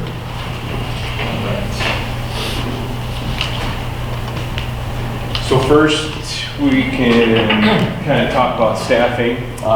So on the charts that you've seen, the charts you'll see here, just some considerations. So the enrollment numbers are using this year's student numbers rolled up to the next grade level, so some of them might not jive, it's just estimation. Overflow students that are, it's basically all of the students that, overflow students, 10 of them are Flossmoor Hills kids in Heatherville. They have been returned to their home school for next year. We're only looking at the elementary schools because Parker is a whole other animal, a whole other beast for staffing wise. So we're only looking at K-5, and we're only looking at gen ed classes. So we're not including our resource students or our self-contained special education students. So for, yes sir. On the children that are rolling back to those schools, have you guys made sure the parents are okay with It's it? an assumption right now. Okay. Yeah, so no, those conversations have happened. So first is Flossmoor Hills. So the red bordered charts are this year's staffing and enrollment, and then the ones below that are for the projections for next year. So right now, Flossmoor Hills is at 13 FTE full-time equivalents with 2 in every grade level except for 5th grade. There's 3. Right now, we're projecting that 3rd teacher in 5th grade will potentially need to move either into 2nd or 3rd, and then we're adding an FTE there because of enrollment there, projections. So Flossmoor Hills is looking at a net gain of 1 teacher. Heather Hill is easy because Heather Hill doesn't change. There's 2 teachers at each grade level. There's 2 teachers at each grade level this year and for next year. And for some reason, the same number of students, which is very interesting. But again, that's again projection. Serena is at 15 FTE right now with 2 sections, except in 2nd, 4th, and 5th. There are 3 sections. For next year, we're looking at 3 sections in 1st, 2nd, and 5th. With right now, for kindergarten, we just use what current kindergarten numbers are right now. So there are 50 kindergartners right now. That would put a hard cap at kindergarten with 25 kindergartners in a class. If we were to get more than that, then there's a potential of opening up another section at Serena or overflow. That's conversations that would have to happen after kindergarten registration, seeing kind of what the numbers are going to be. The other one that we're kind of looking at there is 3rd grade. It's at 2 sections projected. We're kind of keeping an eye on that and see what the numbers are. So just to clarify this, the one below is projected based on the previous year, right? Yeah. So I see that there are 23 kids in kindergarten. Oh, are some of these kids moving, did you say? Because I see that in the following year there's 16, it says 16 point. That's an average. So if you look to the left where it says number of students, that is an actual, so we take the number of students divided by the actual FTE to get that average. I don't understand. Which grade? So if you're at Serena and you look at currently, there are 23.5. Okay. Oh, I got you. And then now when you go to 1st grade, there's 16.67. What is that? How is that number? It's a 3rd section. Because there's 2 teachers. Okay, so, I get it. So there's No, you have to look at the FTE. Yeah, you have to look at the FTE because that's, so if you look at this kind of going left to right, it's the number of students. Now, remember K2 is divided by 20. So for example, let's look at the top line and the top chart, Serena Hills. 47 students divided by 20 gives you 2.35. Right? And so that's how that shakes out. Right, and then for 3 through 5, we used 25 students. Those are the current numbers? No, the top number. The top in the red is. The projections we used last year. The last red year. is. Current enrollment is, so if you look at the bottom one for Serena, and this is the same for all of them. That's. 1st grade for next year is the current kindergarten. Right. 2nd grade next year is the current 1st grade on this summer. So you're expecting growth at Serena. Well, actually, that's interesting. You're expecting a deficit. You're expecting Well, less. we're losing a class of 65 and replacing that with a class of 50%. And then for Western is projected next year to have 3 sections at every grade level, with 3rd grade being one we're keeping an eye on. And again, numbers are higher there because of the comparability between the other schools. It needs to be higher at Western than the others.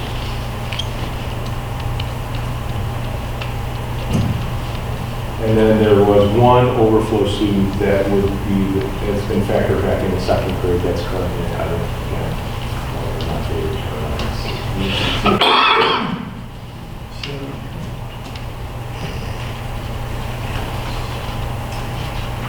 Questions about initial staffing? Just clarify, the one on top is the current year? No. The one on top was the projection from last year. So the current enrollment is, if you look at the bottom and then roll it back. So 1st grade in the bottom one, 1st grade is kindergarten this year. Okay, so just clarify. So between the two, this one is now, or? All right, hold on.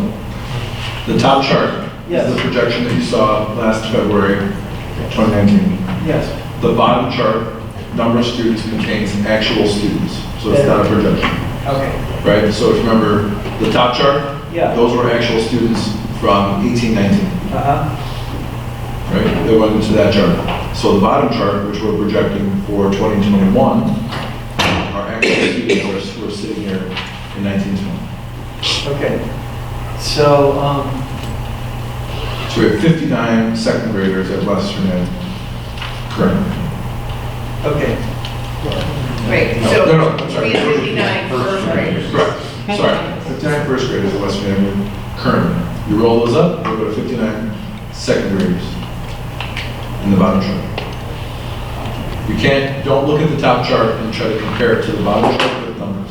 You can compare the FTE, you can compare the projected class sizes, but there's really, aside from, generally looking at kindergarten numbers, for example, or some multiple cohorts, you're not going to be able to track Steve from, 2nd in the top to the bottom, because the top chart was actuals at the time, the bottom is actuals at the time. Okay, I got it. Wait, I thought the top chart were all projections. They are projections, but we make our projections by rolling up the other grade levels. Okay, so what's the,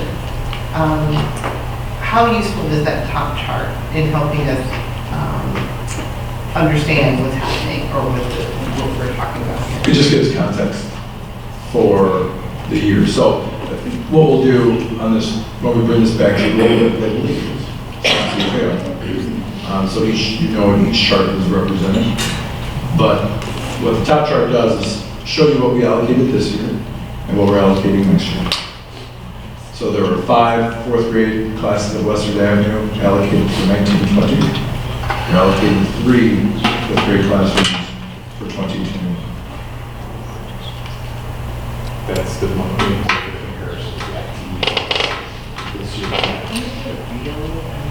For me, my question is, are the number of students at each school and collectively going up?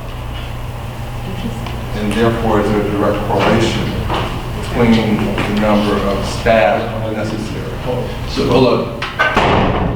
Sorry, it's my fault. I thought I was saying something quick. You go and then I'll go. Okay, sorry. Okay. So again, what I was trying to get at are the number of students projected for the upcoming year, is that number increasing? And is there a direct correlation between that and the amount of staff? Because in other words, it's staying the same or decreasing? It just depends on where they're at, right? So as we have those grade levels come through, we just have to look at how comfortable we are with the numbers, right? So if you look at the bottom chart there, 3rd grade, those 77 students, it translates into, 25, 26 kids per 3rd grade classroom. We're comfortable with that. If we're not not comfortable with that, we're going to add another section. But yes, we're increasing our staff potentially by a disproportionate number, by the number of students that we're growing, but it's because we have a bump in a certain grade level. And we have to find a classroom. We may have to find rooms, but we have, those are all over the place. But Carolyn was asking a question. She asked if we could have, so our projections are based on our current actuals. So it's a projection, just saying, yes, we're projecting to have 18 classroom teachers, K-5, at Western Avenue next year, but that's based on the actual number of students that we currently have in those classrooms. Okay, so those are both projections. That was last year's projection on the top, and this is this year's projection on the bottom. Is that it? That's the way that I was looking at it. Okay, so but remember, a projection is based on who's currently sitting here. So with that, you're saying that currently there are 59 first graders, that next year are going to be 59 second graders. Correct. Okay. And we want to go back and tighten these numbers up. We've had a number of students register. Okay. Is there a chart that shows, so, Steve, say what you said again. Okay, so as I understand it, Okay. these are both, these charts represent projections.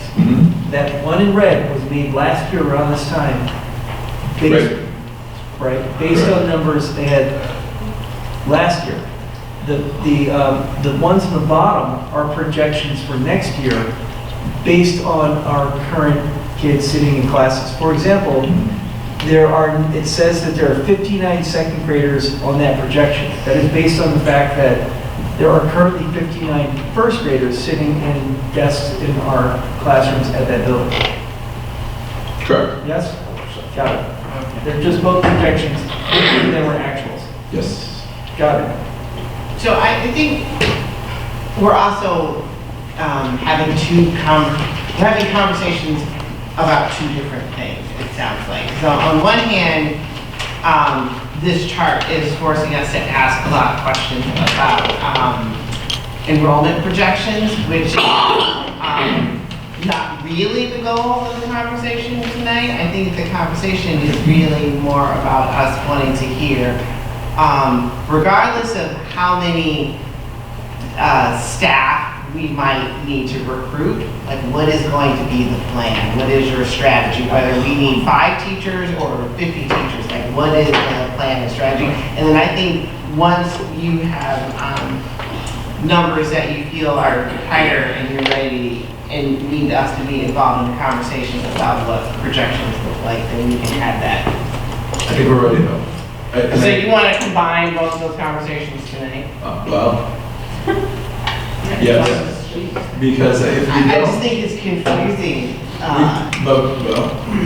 We didn't need the first chart. This is. I wish Yeah, the power you're- said current number of students. I can go back to the thing that you send every week that says that. Yeah. But I would have loved it to be here, just kind of how it's written. Sure. Although I agree with Karen, I think we just don't need the top I don't need to chart. touch Right. it, because I keep on going back and forth for yeah, no we reason. will remove that. It's a problem we have. No, that's fine. We'll remove that. Now it's- But I think it's important to get some direction because we'll bring this back for action so that we can post Okay. the jobs. We want to post the current because what happened last year is we got caught by internal moves. So internal moves happened, which is great, except it pushed our hiring back. And so then we were posting positions in May instead of early April, end of March. So we'll rework these and bring them back, but the general information is the same. In the bottom chart, if you look at, neither of them are. I'm doing my own version. Don't look at the red outline chart. All right. Look at the bottom chart, the one that's not outlined. If there's anything glaring that you have an issue with, I think that's what we need to do. Okay, so as I understand it, you're recommending that we start posting, so a second grade Flossmoor Hills position, because Flossmoor Hills next year will be at, is that 3.0 on your chart, assuming higher? Hire, yes, either hiring or moving one FTE around. If we don't, we'll have 51 students and In two classes. in 2 classrooms. and in second grade, which with K through 2, we try to use the number of 20 to get our average. So, and then we're adding this special ed at Heather Hill, which isn't on this chart. Right, because of the number of self-contained kids in K1 and moving up from pre-K. Okay. Can you tell me why in the Serena chart, the non-red Serena chart, why you're worried about the red and not the yellow to the same degree? Because with kindergarten, we tried again, we used 20 to get I our forgot. average. Yeah. Okay. Yeah, we like smaller. Yeah, I remember, I'm sorry. But we've had a huge increase in kindergarten at Serena. I mean, and I want to speak to class sizes. I don't know, are we doing that? I'm confused. Absolutely. Okay. Right, so, yes, so we're adding another, right? Yeah, Okay, one. great, awesome. But, I think 25 kids is high. It's a lot. This would be Apparently you like Well- 25 and 4. no, but again, it's not just a one-off decision, right? Deciding that we're not comfortable with Right. 24 kids in a classroom could be a $750,000 decision you make. And that's fine. We should need to know how you want to make those decisions. But then if you compound that with the comparability issue of Western Avenue, and now you may have just pushed this to a $1.5 million decision. So I would say, for example, Serena Hills with that 25 students at kindergarten, that's a wait and see. You know, budget for the position, but don't staff it, because if you staff it and they don't show up, that's fine. I mean, you can run classes of 14. But wait, until we see that the kids are rolling through the doors, and then we have that position budget, and we can bring those numbers down. Technically, the 25 at kindergarten is a lot. K1 too, I mean, really does, these are. Yeah, that's what we try to, we use 20 as a staffing number, and we really do try to keep it in that When do ballpark. you start overflow? Well, next year though, there will be 3 teachers in first grade. Right, so, but I'm looking at this instance, like now, we've had new registered students register. Yep. When are we over, why are we putting more kids in the classrooms? Yes, it's via their homeschool, but you've now registered late, and now we're adding to the chaos and, Do you have a specific? You're saying Because we're we overflow kids last year. At Serena specifically, in kindergarten and first. We're topping out 26. Yes. 26 students. Yes. So, yes, and from teachers, from parents. Sure. So, I know nobody likes to overflow to different, it just doesn't feel, it takes away from the family atmosphere we'd like to create in school. But when does that interrupt the flow of our what we have already going? I'd have to look into what you're specifically talking about. We only have three classrooms at Serena currently. And in theory, we could have another kindergarten or 2 to those numbers. I think But basically, yes. Well, because we also don't have a place to send them. We're going to put Heather. So we can move Western. We want to redirect them. Which is fine. Again, we overflow kids all the time. It just comes down to what's the worst tolerance for class size, and we can set them wherever we want, just knowing that as we make those decisions, there are decisions. The other aspect of class size that always comes up when we discuss this is that, there's a qualitative aspect to the classroom itself. You can have a 17-kid kindergarten classroom that is impossible to handle, and you can have a 25-kid classroom that's fine. So it's hard to predict ahead of time what you're going to end up with. So I guess what I'm seeing here from you guys is we are close to full at Western. We're expecting to be close to full at Western because we're going more. We're expecting to have some extra room at Heather Hill, as we always do. Serena, if we get as many kids this year as we did last year, we will be full. And we will add 25 kids. We will have no margin for error. It turns out one of those classrooms is difficult. We'll have to have somebody. And Baltimore Hill seems to be close to just right if it comes in as projected. Yeah, Washington. So, you're looking for us for permission to, I guess, why wait, right? So, the worst that can happen here is if you hire a kindergarten teacher and this written registration don't come in as expected. Well, we don't have any classrooms at Western, right? We could find it. You can always find a classroom. Well, I mean, good years looking for our approval to at least budget for this additional kindergarten teacher and possibly start advertising. Is it three positions or just? Three, right? It's three, but ones that they just want to budget for and not quite close to that. Right. Okay. Once you have the numbers down. Is it typically first and second grade where we have most of the overflows? No, actually, we have a little bit of everything. And actually, you know, you bring up the overflowing. The other side of that coin is we had a family that decided to keep one kid home because we couldn't keep both of them in the same building. Wasn't comfortable with the other option. And so placed one student in a school and then is keeping the other one home. And I don't know that that's the best win that we've had there either. But there's, you know, as we're holding to our numbers, we don't want to take a second grade class to 26 or 27. So we put parents in a tough spot that they have to decide if you want to go to school here, which we want to. You may have to start this year at another elementary school. This family's not comfortable with that. And so, like I said, one student's staying home, one student is coming to school. What do other districts that are comparable to ours that are not running on grade centers do? Very similar. Actually, they run the class seven. They would take those classes to 20 before they send a kid across the town. Even at kindergarten or second, so. Yeah, they would take it to 30 and put an 8 in there. But our priority tonight is, or the recommendation priority is, would like to start looking competitively early. Yeah, just want to make sure that the way that we're looking at the class numbers by the level, obviously things can change, families can move away, things can move in. But generally speaking, if everything stayed the same right now and all those kids rolled forward, would we be okay with the way the numbers generally look?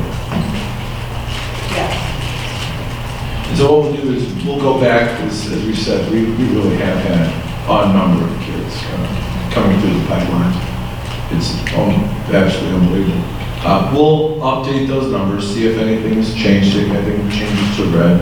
And then what we'll do is we'll say, okay, you know, this area is actually a concern. We need to hold one more position off to the side, or, you know, they've actually lost a couple or shifted a couple.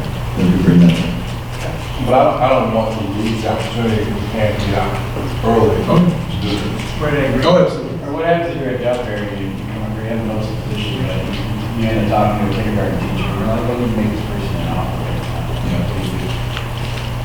Well, Eric will probably come back and we'll talk about, if it's true, you know, so the teacher we recognized tonight, Katie May, kind of fell on our laps like that. And her mom called and said, hey, I have this great teacher, she's an elementary person, do you have anything? And we kind of went to the drawing board and we found something.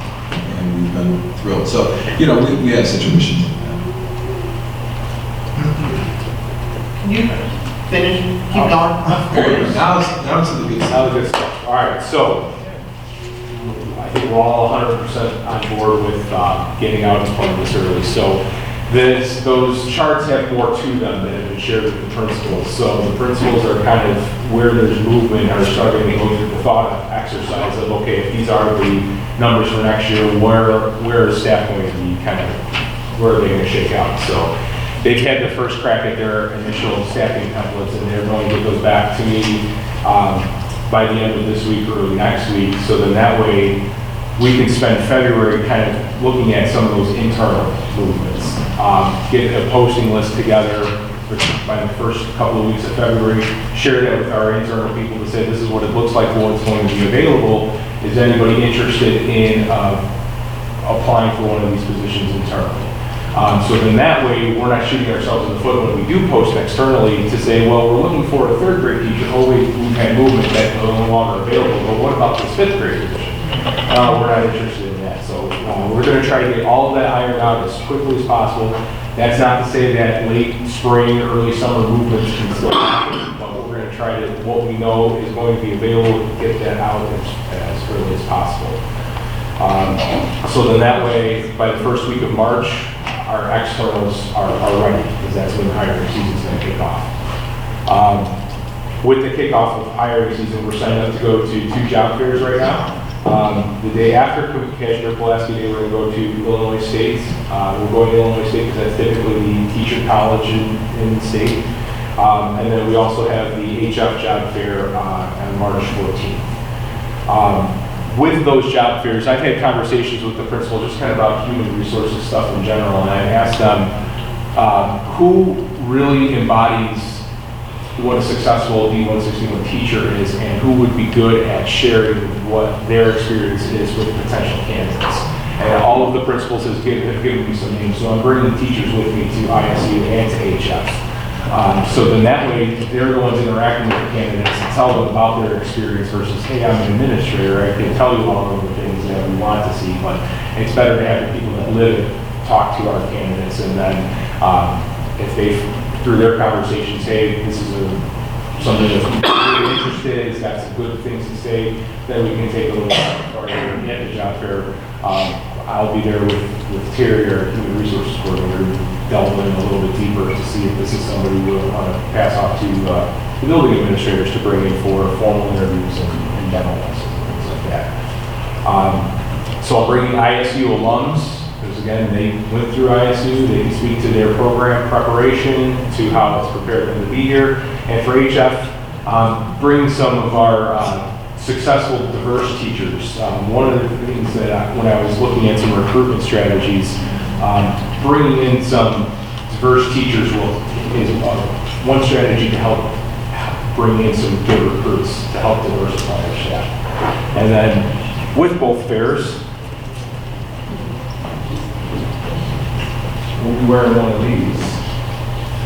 So it's state, our district logo kind of about where we are, and then home.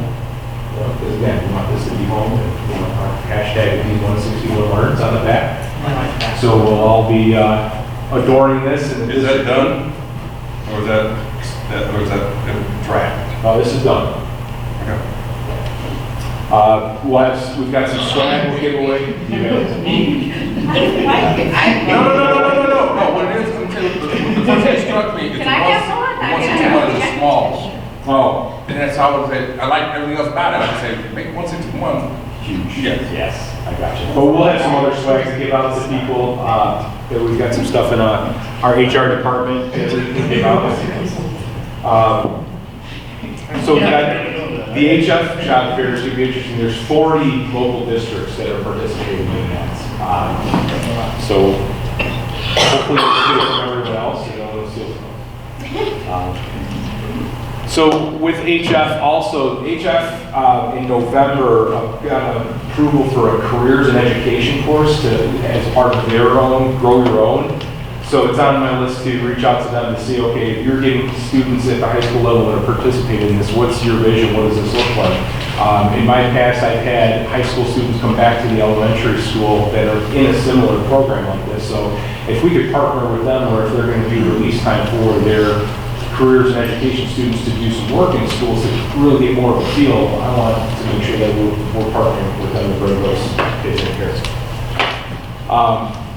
University contacts, we're compiling a list of the recognized historically black universities in the country, so we can email our jobs postings out to them. If they have the Department of Education, I should say that. I know that all 107 don't have colleges of education. We're also going to send them out to our local universities. And this Friday, I'm meeting with Dr. Howell from Governor State, who is their field placement coordinator. Governor State is looking for lab sites for their field experience. So what a lab site is interns before student teaching. So they have 2 internships call labs, so lab 1, lab 2. Lab 1 is where interns are learning how to teach reading, and then they have to do lessons. They have to do lessons in reading and fine arts. They are there the entire school day for a semester, and then lab 2, they have to learn how to teach math, science, and history. Same thing, they're there, they have to teach lessons, they're there all day. So that will help us get some claws into some pre-service teachers and actually get to see them to work and work in our schools for free also as part of their experience. So that's kind of the plan for the rest of the moving forward into That's awesome for GSU. I did that. I went through that program. And that was great. Are you thinking about potential partnerships with other universities, UIC, where Carolyn is? Yeah, I mean, there's such a large percentage of students who are at UIC that are from South Coast. Yeah, I just reached out to them. I know they have a job fair. One of them has an interview day. Some of the universities that they're looking at, but I know UIC's on the list, and I just reached out to them to see what their details are. Yes, the more the merrier. I just know of Governor State because they're local. I went through the program, so I knew about their lab experiences. That's why they were my first point. So, yeah. I can send information to you. Yeah.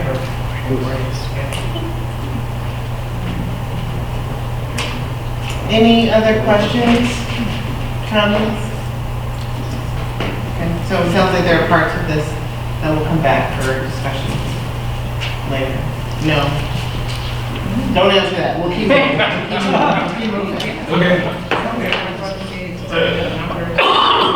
Let's just put that in the email. Let's just put all that in the email, so we can read That's it. Yes. Okay. Finally, the new 161 strategic plan. We actually started this about this time last year. Looking at different just ways to get through this work. It's critically important, we knew that. We chose the Consortium for Educational Change to kind of shepherd us through the process. We had a very large group of stakeholders. Steve and Michelle were the board representatives on the team. We had community members with kids, community members without kids, parents from all the buildings, teachers, administrators, etc. And we started the process by looking at our data, trying to get a really clear handle on who we are, what are we currently doing, what have we done in the past, what does that mean for our students, our community, our staff, our tax, etc. The next, we kind of laid out, okay, what do we want? I mean, what is that ideal school district? We were drawing it up. Who's doing great work out there? Where are they cutting edge? Where are they not, etc. And then the third day, we really focused on planning. Okay, we know where we're at. We know where we want to be. How do we get there? And so what you see is really the culmination of those 3 days on two pages, right? So after we do the work, we receive feedback from stakeholders. We've received a final round based on this information. We had made a few tweaks after the last strategic planning team meeting, but what you'll find in this document is our mission, the core values, the vision, and then the goals and strategies. So I'm not going to read it to you, but you can kind of see the breakdown here. Our current 21st century leaders today, or learners today, leaders tomorrow, has been replaced with engage, inspire, and empower. We have core values to guide our actions, and then the vision is actually a portion of the graduate. All of those pieces translate into goals and strategies. Now, the goals and strategies, as we've talked about this whole process, will have layers underneath. So for example, under goal 1, student achievement, and the strategy, whatever those are, there's going to be department plans underneath the kind of underpin these. So we'll have a learning and instruction plan, which will primarily deal with student achievement, but it could also touch on learning environment, professional environment, special ed department, human resources, business office. All of those department plans will sit underneath the different strategies, so the board knows, okay, it's 2021, this is year 1, this is what goal 1 looks like, for finance. This is what goal 3 looks like for learning and instruction. Now we're actually going to move, from left to right, kind of making growth along the way.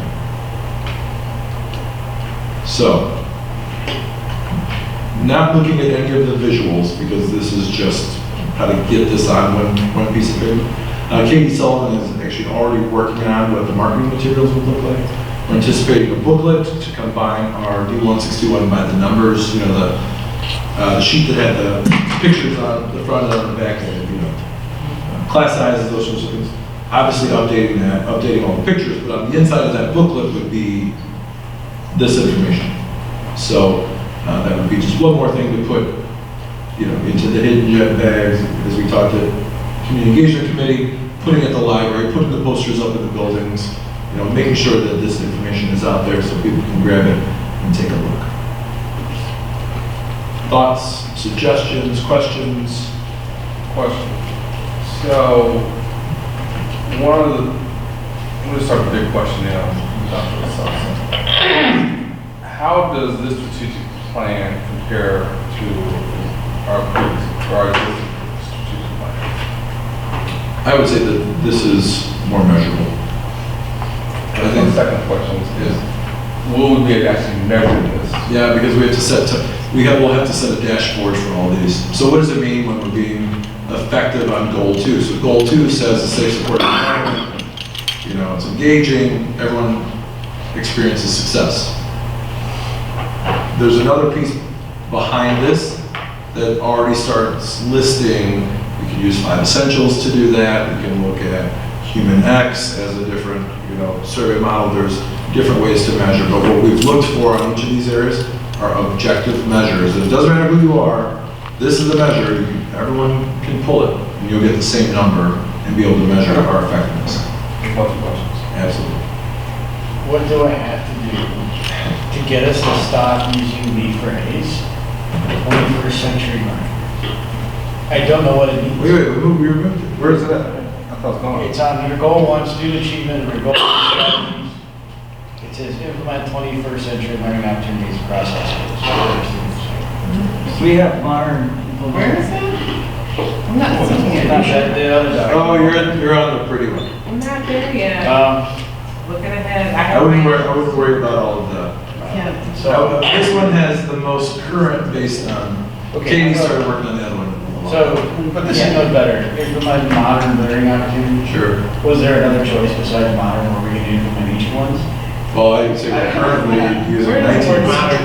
I heard, okay, so hold on, to your point, Karen, I saw that as well, and so immediately said, okay, at some point, well, what is, we're trying to get away from saying, using edu terms or edu-fed terms or things that are in vogue in the education world, and really things that are clear to parents, students, and professional educators.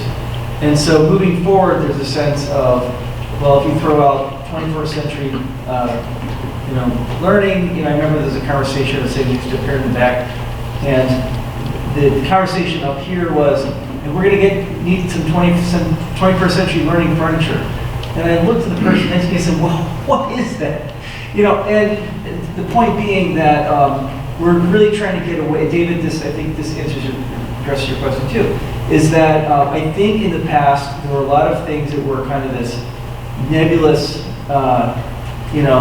label that was put on something that didn't really mean anything. And so part of this process is trying to get to things that actually mean something. So we had a discussion around 21st century learning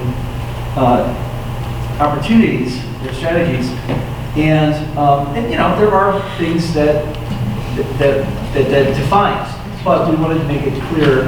So we decided, well, okay, let's look at modern or current or something to that effect. If you have something that you think, I hate that word. So I say, this is much better than the last one. Yes. This is, you guys have done a great job of writing something that actually is like mostly clear. Except for, under goal 1 strategies, those 2 things are not clear. Okay, so and this is the point where, at this point, it's up for the board. It's gone through committee, it's gone through discussion. There is, by the way, for this document and for these things we created, We sent out, surveys to the community and we got a really positive response. Everything was over 90% in terms of approval. And a lot of things hit like 98%, for several categories. So there's a lot of backing in it. And yet, there's still some comments like, okay, well, actually the 21st century learning kind of bugs me, can you explain that? And, in the committee, our last act was to try to clean that up and, have a final conversation. At this point, more discussion, and as we were looking at this is where we say, yes, I don't like that, or that bugs me, or what is that, and maybe we have a conversation. Or provide suggestions. Via email. Because, because in the last go-around through this, it seemed like there was like an extra 4 months of just bickering and wordsmithing over minor things. It's not that much. Hold on, no, wait, but I say this, in terms of, as we're moving forward, let's have, progressive conversations about, okay, let's talk about that. What do you think? I would love to hear what you have to say. So, at this stage. Well, that's all I was saying. Okay, so those are not clear, right? Okay. So what's a modern learning opportunity? How do we measure that, right? So the student, the thing above it is fine. Comprehensive personalized education, that's what we want to do for our students, right? That's fine. Our effort to turn that into a strategy on paper doesn't make a lot of sense. How do you make our modern education? That's not what we're trying to accomplish. And that's what it says, and it's wrong. And so my only other concern is, so the integrated social emotional experiences. As someone who's not an educator, right, my sense of where the science and expertise is on social emotional learning, which is the phrase I use, is mankind still has no idea what the heck it is. And so I have no idea how you're going to measure that, right? So I'm with you that, we have students that we need to be paying attention to these things. But we don't have a great stable of, here's what you should be doing, here's the best practice, here's how we're going to fix these kids, or help these kids that are struggling. Or, for the kids that are normal, what does this mean for them? So that's a little unclear to me for a different reason, not because it's poorly written, but because the subject matter is so fuzzy in and of itself. But the modern learning opportunities thing, that is not measurable, and it has nothing to do with helping our kids achieve a future. Well, you measure Everything else on your achievement. I said you measure it in your achievement. So, Right. I'm with him. But I'm with you. I don't know what modern means. It has no general applicability or meaning. It's a nice word, but it doesn't really mean anything. So I can't point to a thing that it specifically means. I get the intention behind it. No, this is really good feedback because for this plan to have any meaning, it cannot be person dependent. One person can walk around the definition for modern and hope that in 3 years we'll be able to put back and say, all right, I hear you on that. If there are others, let me know. Well, there's just one question I'd like to ask. Hopefully, maybe shed some light on implementing modern learning opportunity. And I'm not trying to find a spot, but whoever said that, what was the intent? What were they trying to get at? Because a lot of times, a single person. I think this is the result of a collective effort of continuous discussion and comments and feedback. So I don't think there was one. Right. I did not go to every one, but I do know it's not easy to, I don't know how many people have meetings on a regular basis, but to collect all of that information and then figure out, and then, sort of whittle it down to this is not an easy task. And is there consensus across the board on everything in here? No. I think that committee members also should have understood that there could be tweaking that happens to this document, and I think at the end of the day, we own this as well as everybody in this room owns this document. And so we just have to make sure that there are terms that are, don't have multiple meanings. And I guess the reason I was asking that is because so much work went into the development of this, I'd hate to lose whatever it was that was the impetus to even get this here. And that's kind of what I'm asking. He spoke to it. Yeah. So So they that's, got rid of that that's term and put it in mostly on the, we decided we can't keep that because that's one of those things that it's just, you know, what is that? You know what I mean? And we actually looked at words like, you know, current data-driven or current data-informed practices, best practices, you know, things that are more have to do with, but at the same time, we also were trying to avoid, you know, crossing over the same language and Part of the problem is, yeah, and those are the great paper sentence, right? When you get, you're really trying too hard to say the same thing over and over again. The goal is really well written. It doesn't need a lot, and we in fact already have strategies in place for getting there.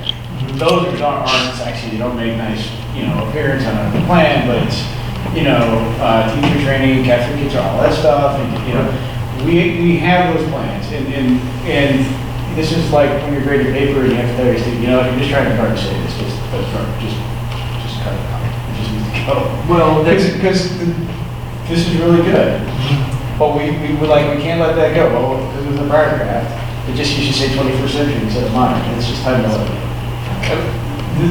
As a plan, this is great. My suggestion would be, if I were to be so bold, would be to, if we all look at this, look at it a few times, and we have some suggestions. Let's email those together, look at the suggestions, and then, you know, have it so we can all kind of, you know, look at it, and then, you know, have a clear discussion about that for going for our next meeting, because, and, you know, this is an exciting part of this process, because this is where rubber meets the road. This is where it comes down to 7 people who are going to decide the next 5 years how this will shape all goals, all objectives, all direction in the district, including getting to a point where we say we need to reevaluate this, we need to look at this, and keep in mind that we all agree that this was something we want to give some time to. These are our marching orders for the next 5 years for our organization. Yes, Carol. Goal 2 strategy, learning environment, I'll gladly get up and Google that I heard through email. But I just want to know what the learning environment, when I saw learning environment and I saw design system of support for all students, it lent myself to believing that was social emotional learning and executive function. But then when I saw social emotional learning under goal 1, then I'm not sure what the strategies, Probably covers both. how that you got. We cover academic and social emotional. When you say system of support. Mhm. Okay. I think part of the challenge, and I can remember this in the last session that I attended, was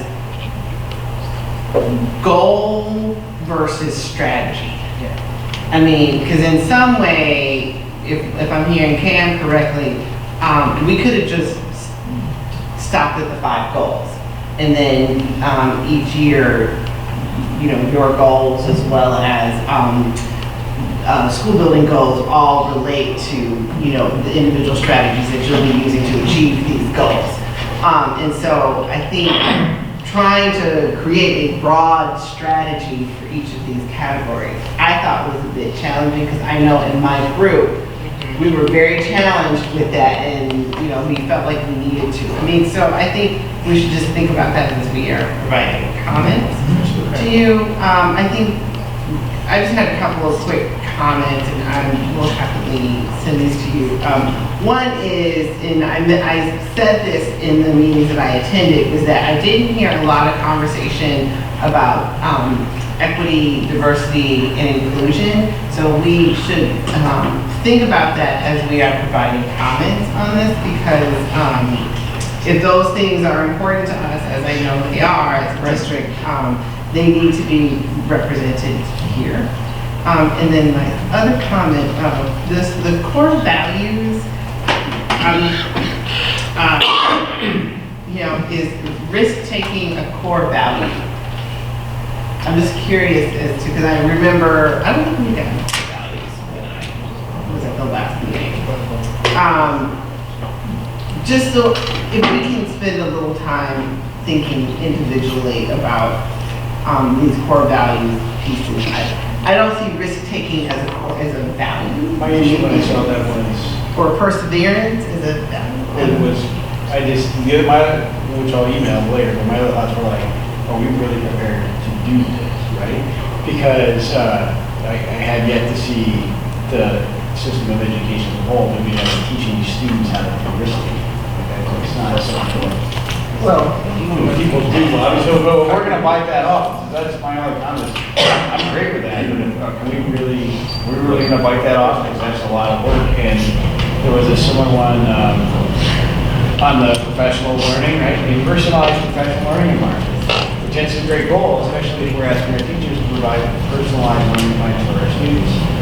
But I question whether we are really prepared to. Well, that's my comment. And obviously, on the risk-taking, I actually do understand that one. And I think that also goes across around the creative thinking. And so, is it a value? Yeah. Is what I'm having trouble.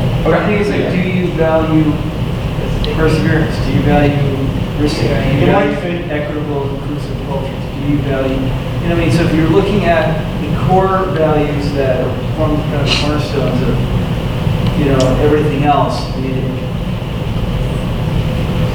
theoretically, this should be the foundation. I think what we're trying to capture is, right, we have a parent here said, right, your kids fail at something, you come, oh, this is fine, right? Okay, so you suck at being taught today. You can get better at it, right? I assume that's what that's trying to capture. Yeah, I don't know. In our community engagement meeting, we said maybe moving that around. So mission is what you believe, the vision is what you see, and what you see is what you want to see, and then what you need to get it. So to switch out values and vision, that might make it more chronological. But to Kim's point, are we prepared to risk take in a non-punitive? Well, and if we love homework like we do, and we love grades the way that we do, No, but yeah, the the answer is no. risk taking is. This goes back to the homework question. Is homework a time, is it practice or is it performance measurement? And if it's practice, that's where you say, no, I want you to get in there and I want you to experiment. I want you to try. And I want you to be prepared to fail because and actually Melissa Henstridge from Matt said this, that if you get a 50%, that's great.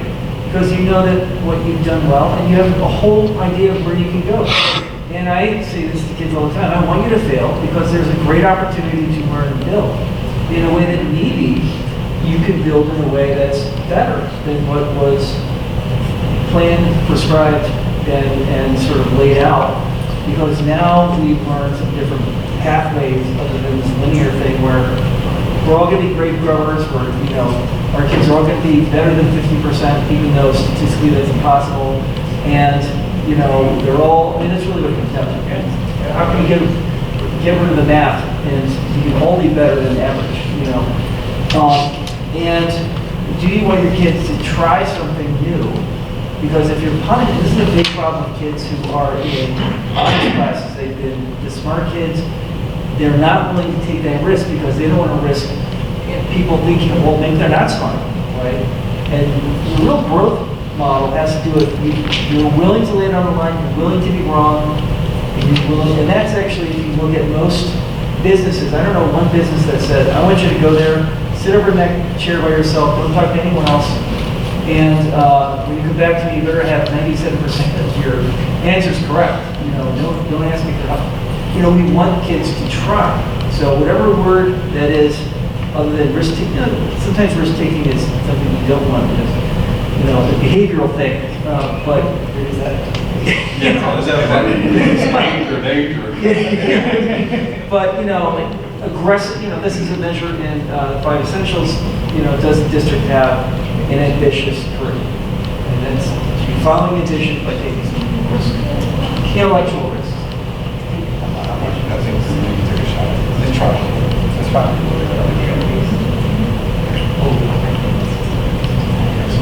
Okay, so we will send Yeah, please do. comments. Just to put, last comment, just to put this conversation in a little bit of context for you. Goal 1 probably scored the lowest and had the most noise. This was in the 92, 92% range. And I think a lot of people wrestle with a lot of the same issues as you did. So don't, this is exactly what should have happened tonight. So send me all your thoughts, ideas, I'll try to compile those, and then we can talk about where to go. Wonderful. Summer Academy. Absolutely. Wait, what about this? What about this document? Oh, that's just a random. I had nothing to say about this. Email. Put it in the email. No, but only 2 of those pages are valid. Only 2 pages are what? Valid. One's 1 and 4 are retreads. Courtney, could you pull up the? Good. So remember, this is original, so that all of that will change. All of that will change, okay. This is just getting everything onto one page. So Do you want me to tell you how I feel about that? no. The words will be different. There will be some big changes. I'll wait until it's finished. Yeah, just wait until, again, this is just Katie working on a way to visually display everything. Gotcha, okay. Once we get closer on the final wording, then she'll type this. We'll still write it down so you can. Yeah, send it- Oh, I send it. won't forget. I just, as soon as I see it out, yeah. Yeah, send it over. Okay, all right. Send it over. All right, great. Okay, now Summer Academy? Yeah. Now, Summer Academy. Well, we're bringing this back. One of the things we wanted to talk about specifically was what would a full day Summer Academy process look like? Doing our initial cost estimates, doing it ourselves is really not, it would not be our recommendation. Just having the expertise, the personnel, and eventually the money to do that, frankly. The Park District is more than willing to assist us in creating a full day program. So that, essentially, it's just 2 programs on their end. It's a bridge from Summer Academy to, I'll call that afternoon camp. And then it's a bridge from afternoon camp to late afternoon camp. Because what they do is they have camps all over the place. And then they bring all the kids together at like 3:30. So our parents would have a couple of choices. 3 choices. Do your kids just attend Summer Academy, go home? Do they attend Summer Academy and go to afternoon camp, which goes until about 3:30? Which, I'm sorry, afternoon, you know, we have to. Oh, yeah. But would that be at wherever summer school is? Where's summer school this summer? Parker. So would the camp be at Parker? It would be at. We would bus them to camp. Okay, I got it. Yes, we would bus them to exactly where the Park District is. And so the parents decide, okay, we're good till 2:30, or no, I need some additional coverage. You can go to the late afternoon camp as well. So, and then the Park District kind of takes over transporting those kids to, I think it's at the sports complex. Regardless. They go to one location in the afternoon at 3:30, and then all the kids and all their programs are in one spot. That's how they manage all the programs. So this would give us the best chance to give our parents coverage from, morning to late afternoon without having to intervene on their own with transportation, if that makes sense. So we think this is a good idea. It's very low on the number side just to get it up and running, because one of my concerns was, yeah, it's great to put this out there, but then we don't get enough. As long as they have 8 kids, they're good to go. Oh, wow. And then it can just grow I'm sure you'll have 8 kids. Oh, guaranteed. Easily, yeah. Guaranteed. And they're good with flexibility. So, making sure that the field trips work for the main camps and, getting the kids in. Those kids would also have the opportunity to go on Fridays as well, because summer school is Monday through Thursday. So they can go afternoon and night. If that makes sense. My only question is, so I don't live in HF Park District, so would they honor that for our students who live in Chicago Heights, Hazel Crest, and Olympia? I'm guesstimating, but I would say yes. As we've run into those in the past, they've said, just give me the kids. Okay. So the question though is, not will they honor them, because they will, you don't have to live in the district to participate, but will they honor the same Will we get rate? the in-district rate? I will verify. I just want to say that I find this commendable. This is one of the things that the board asked you to do, and you guys actually come up with it. And I'm not surprised that Park District agrees with us. I'm happy with this. Good. Yeah, I think this will be a good chance for the kids. Great. So, and the best part about this is we've already started speaking with them. I assume that this would probably be okay. And so my, feedback to Stephanie was plan for us to do this. Let's move forward with this. So what we'll be able to do is get out in front of the marketing as well. So we'll be ready for the Summer Academy information to go out, and they're putting their information together. They'll be able to advertise, and I want to see how many more kids we get for Summer Academy. Right now. Now that you'll have a full day process. Yeah, I think this is great. I think that there were a lot of great lessons to learn last summer, start of Summer Academy, that hopefully, if there's an opportunity to start the conversations even sooner this year about what that will look like, because one, we could have a lot more kids than we had last summer, and then two, now we have this added element of buses coming to get kids, some who will be going to camp, some who will not. So just figuring out what that looks like and feels like, I think would be very helpful to try and make this run as smoothly as possible. Absolutely. Okay, so we're gonna keep moving. Oh, yes. Principals, thank you guys so much. See you tomorrow. Not board members, but And that's principals. Staff members, thanks. Okay. December financial reports.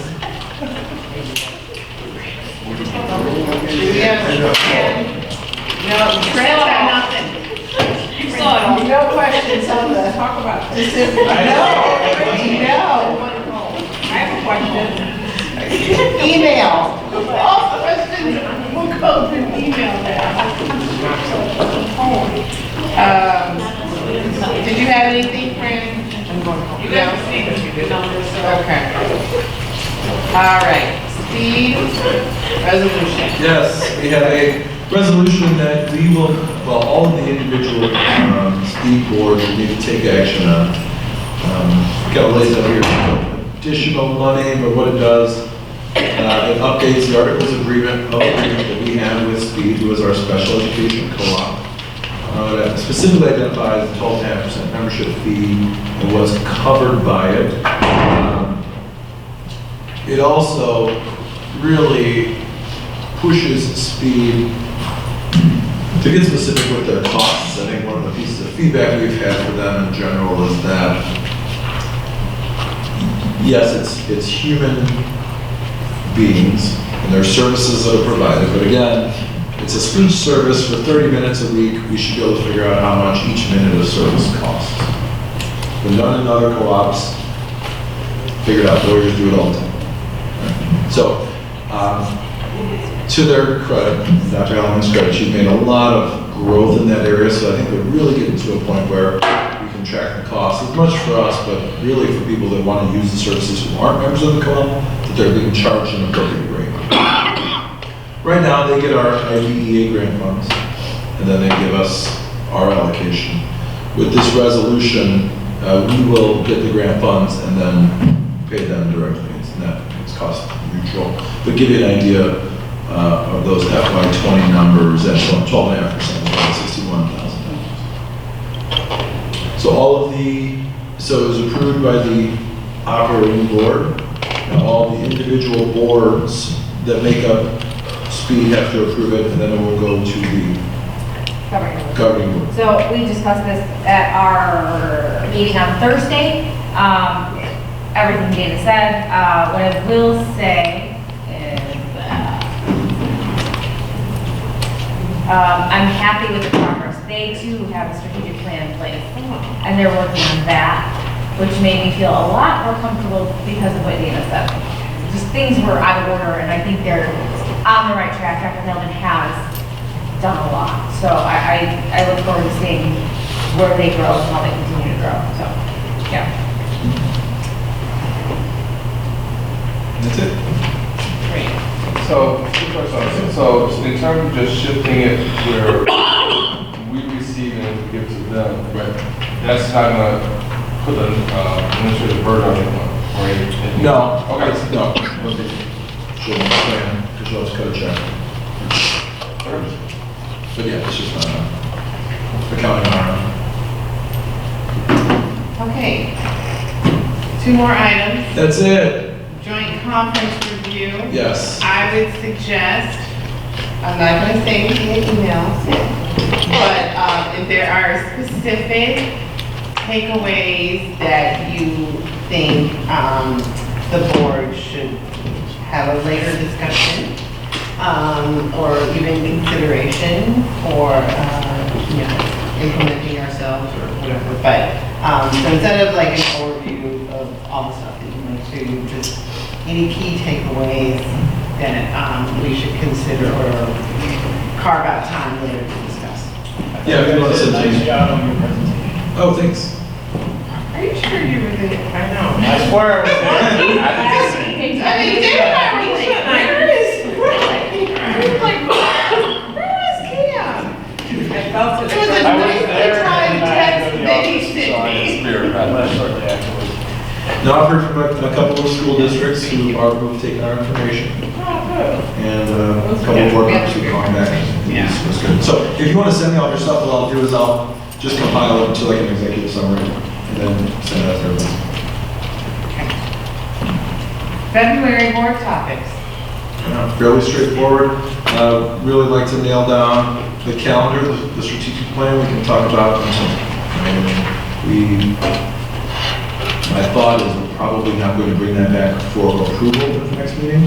Maybe one more round of discussion, unless I hear differently. We want to work on a couple of things. But we'll still chunk through our staffing and finish up the mid-year school improvement plan updates. Is this really a good fit to this, the update? I thought. Oh, yeah. We spoke about that. I apologize. And then, so then this we'll talk science adoption in March. Yep. You may start getting some updates. Updates, yeah. And then the whole shoot. Yeah. No, no. For a non-capital, it'll be okay. Okay. I think that is it. That's not bad. That's a 37. I need a motion to adjourn. Okay, get that girl to me. Okay.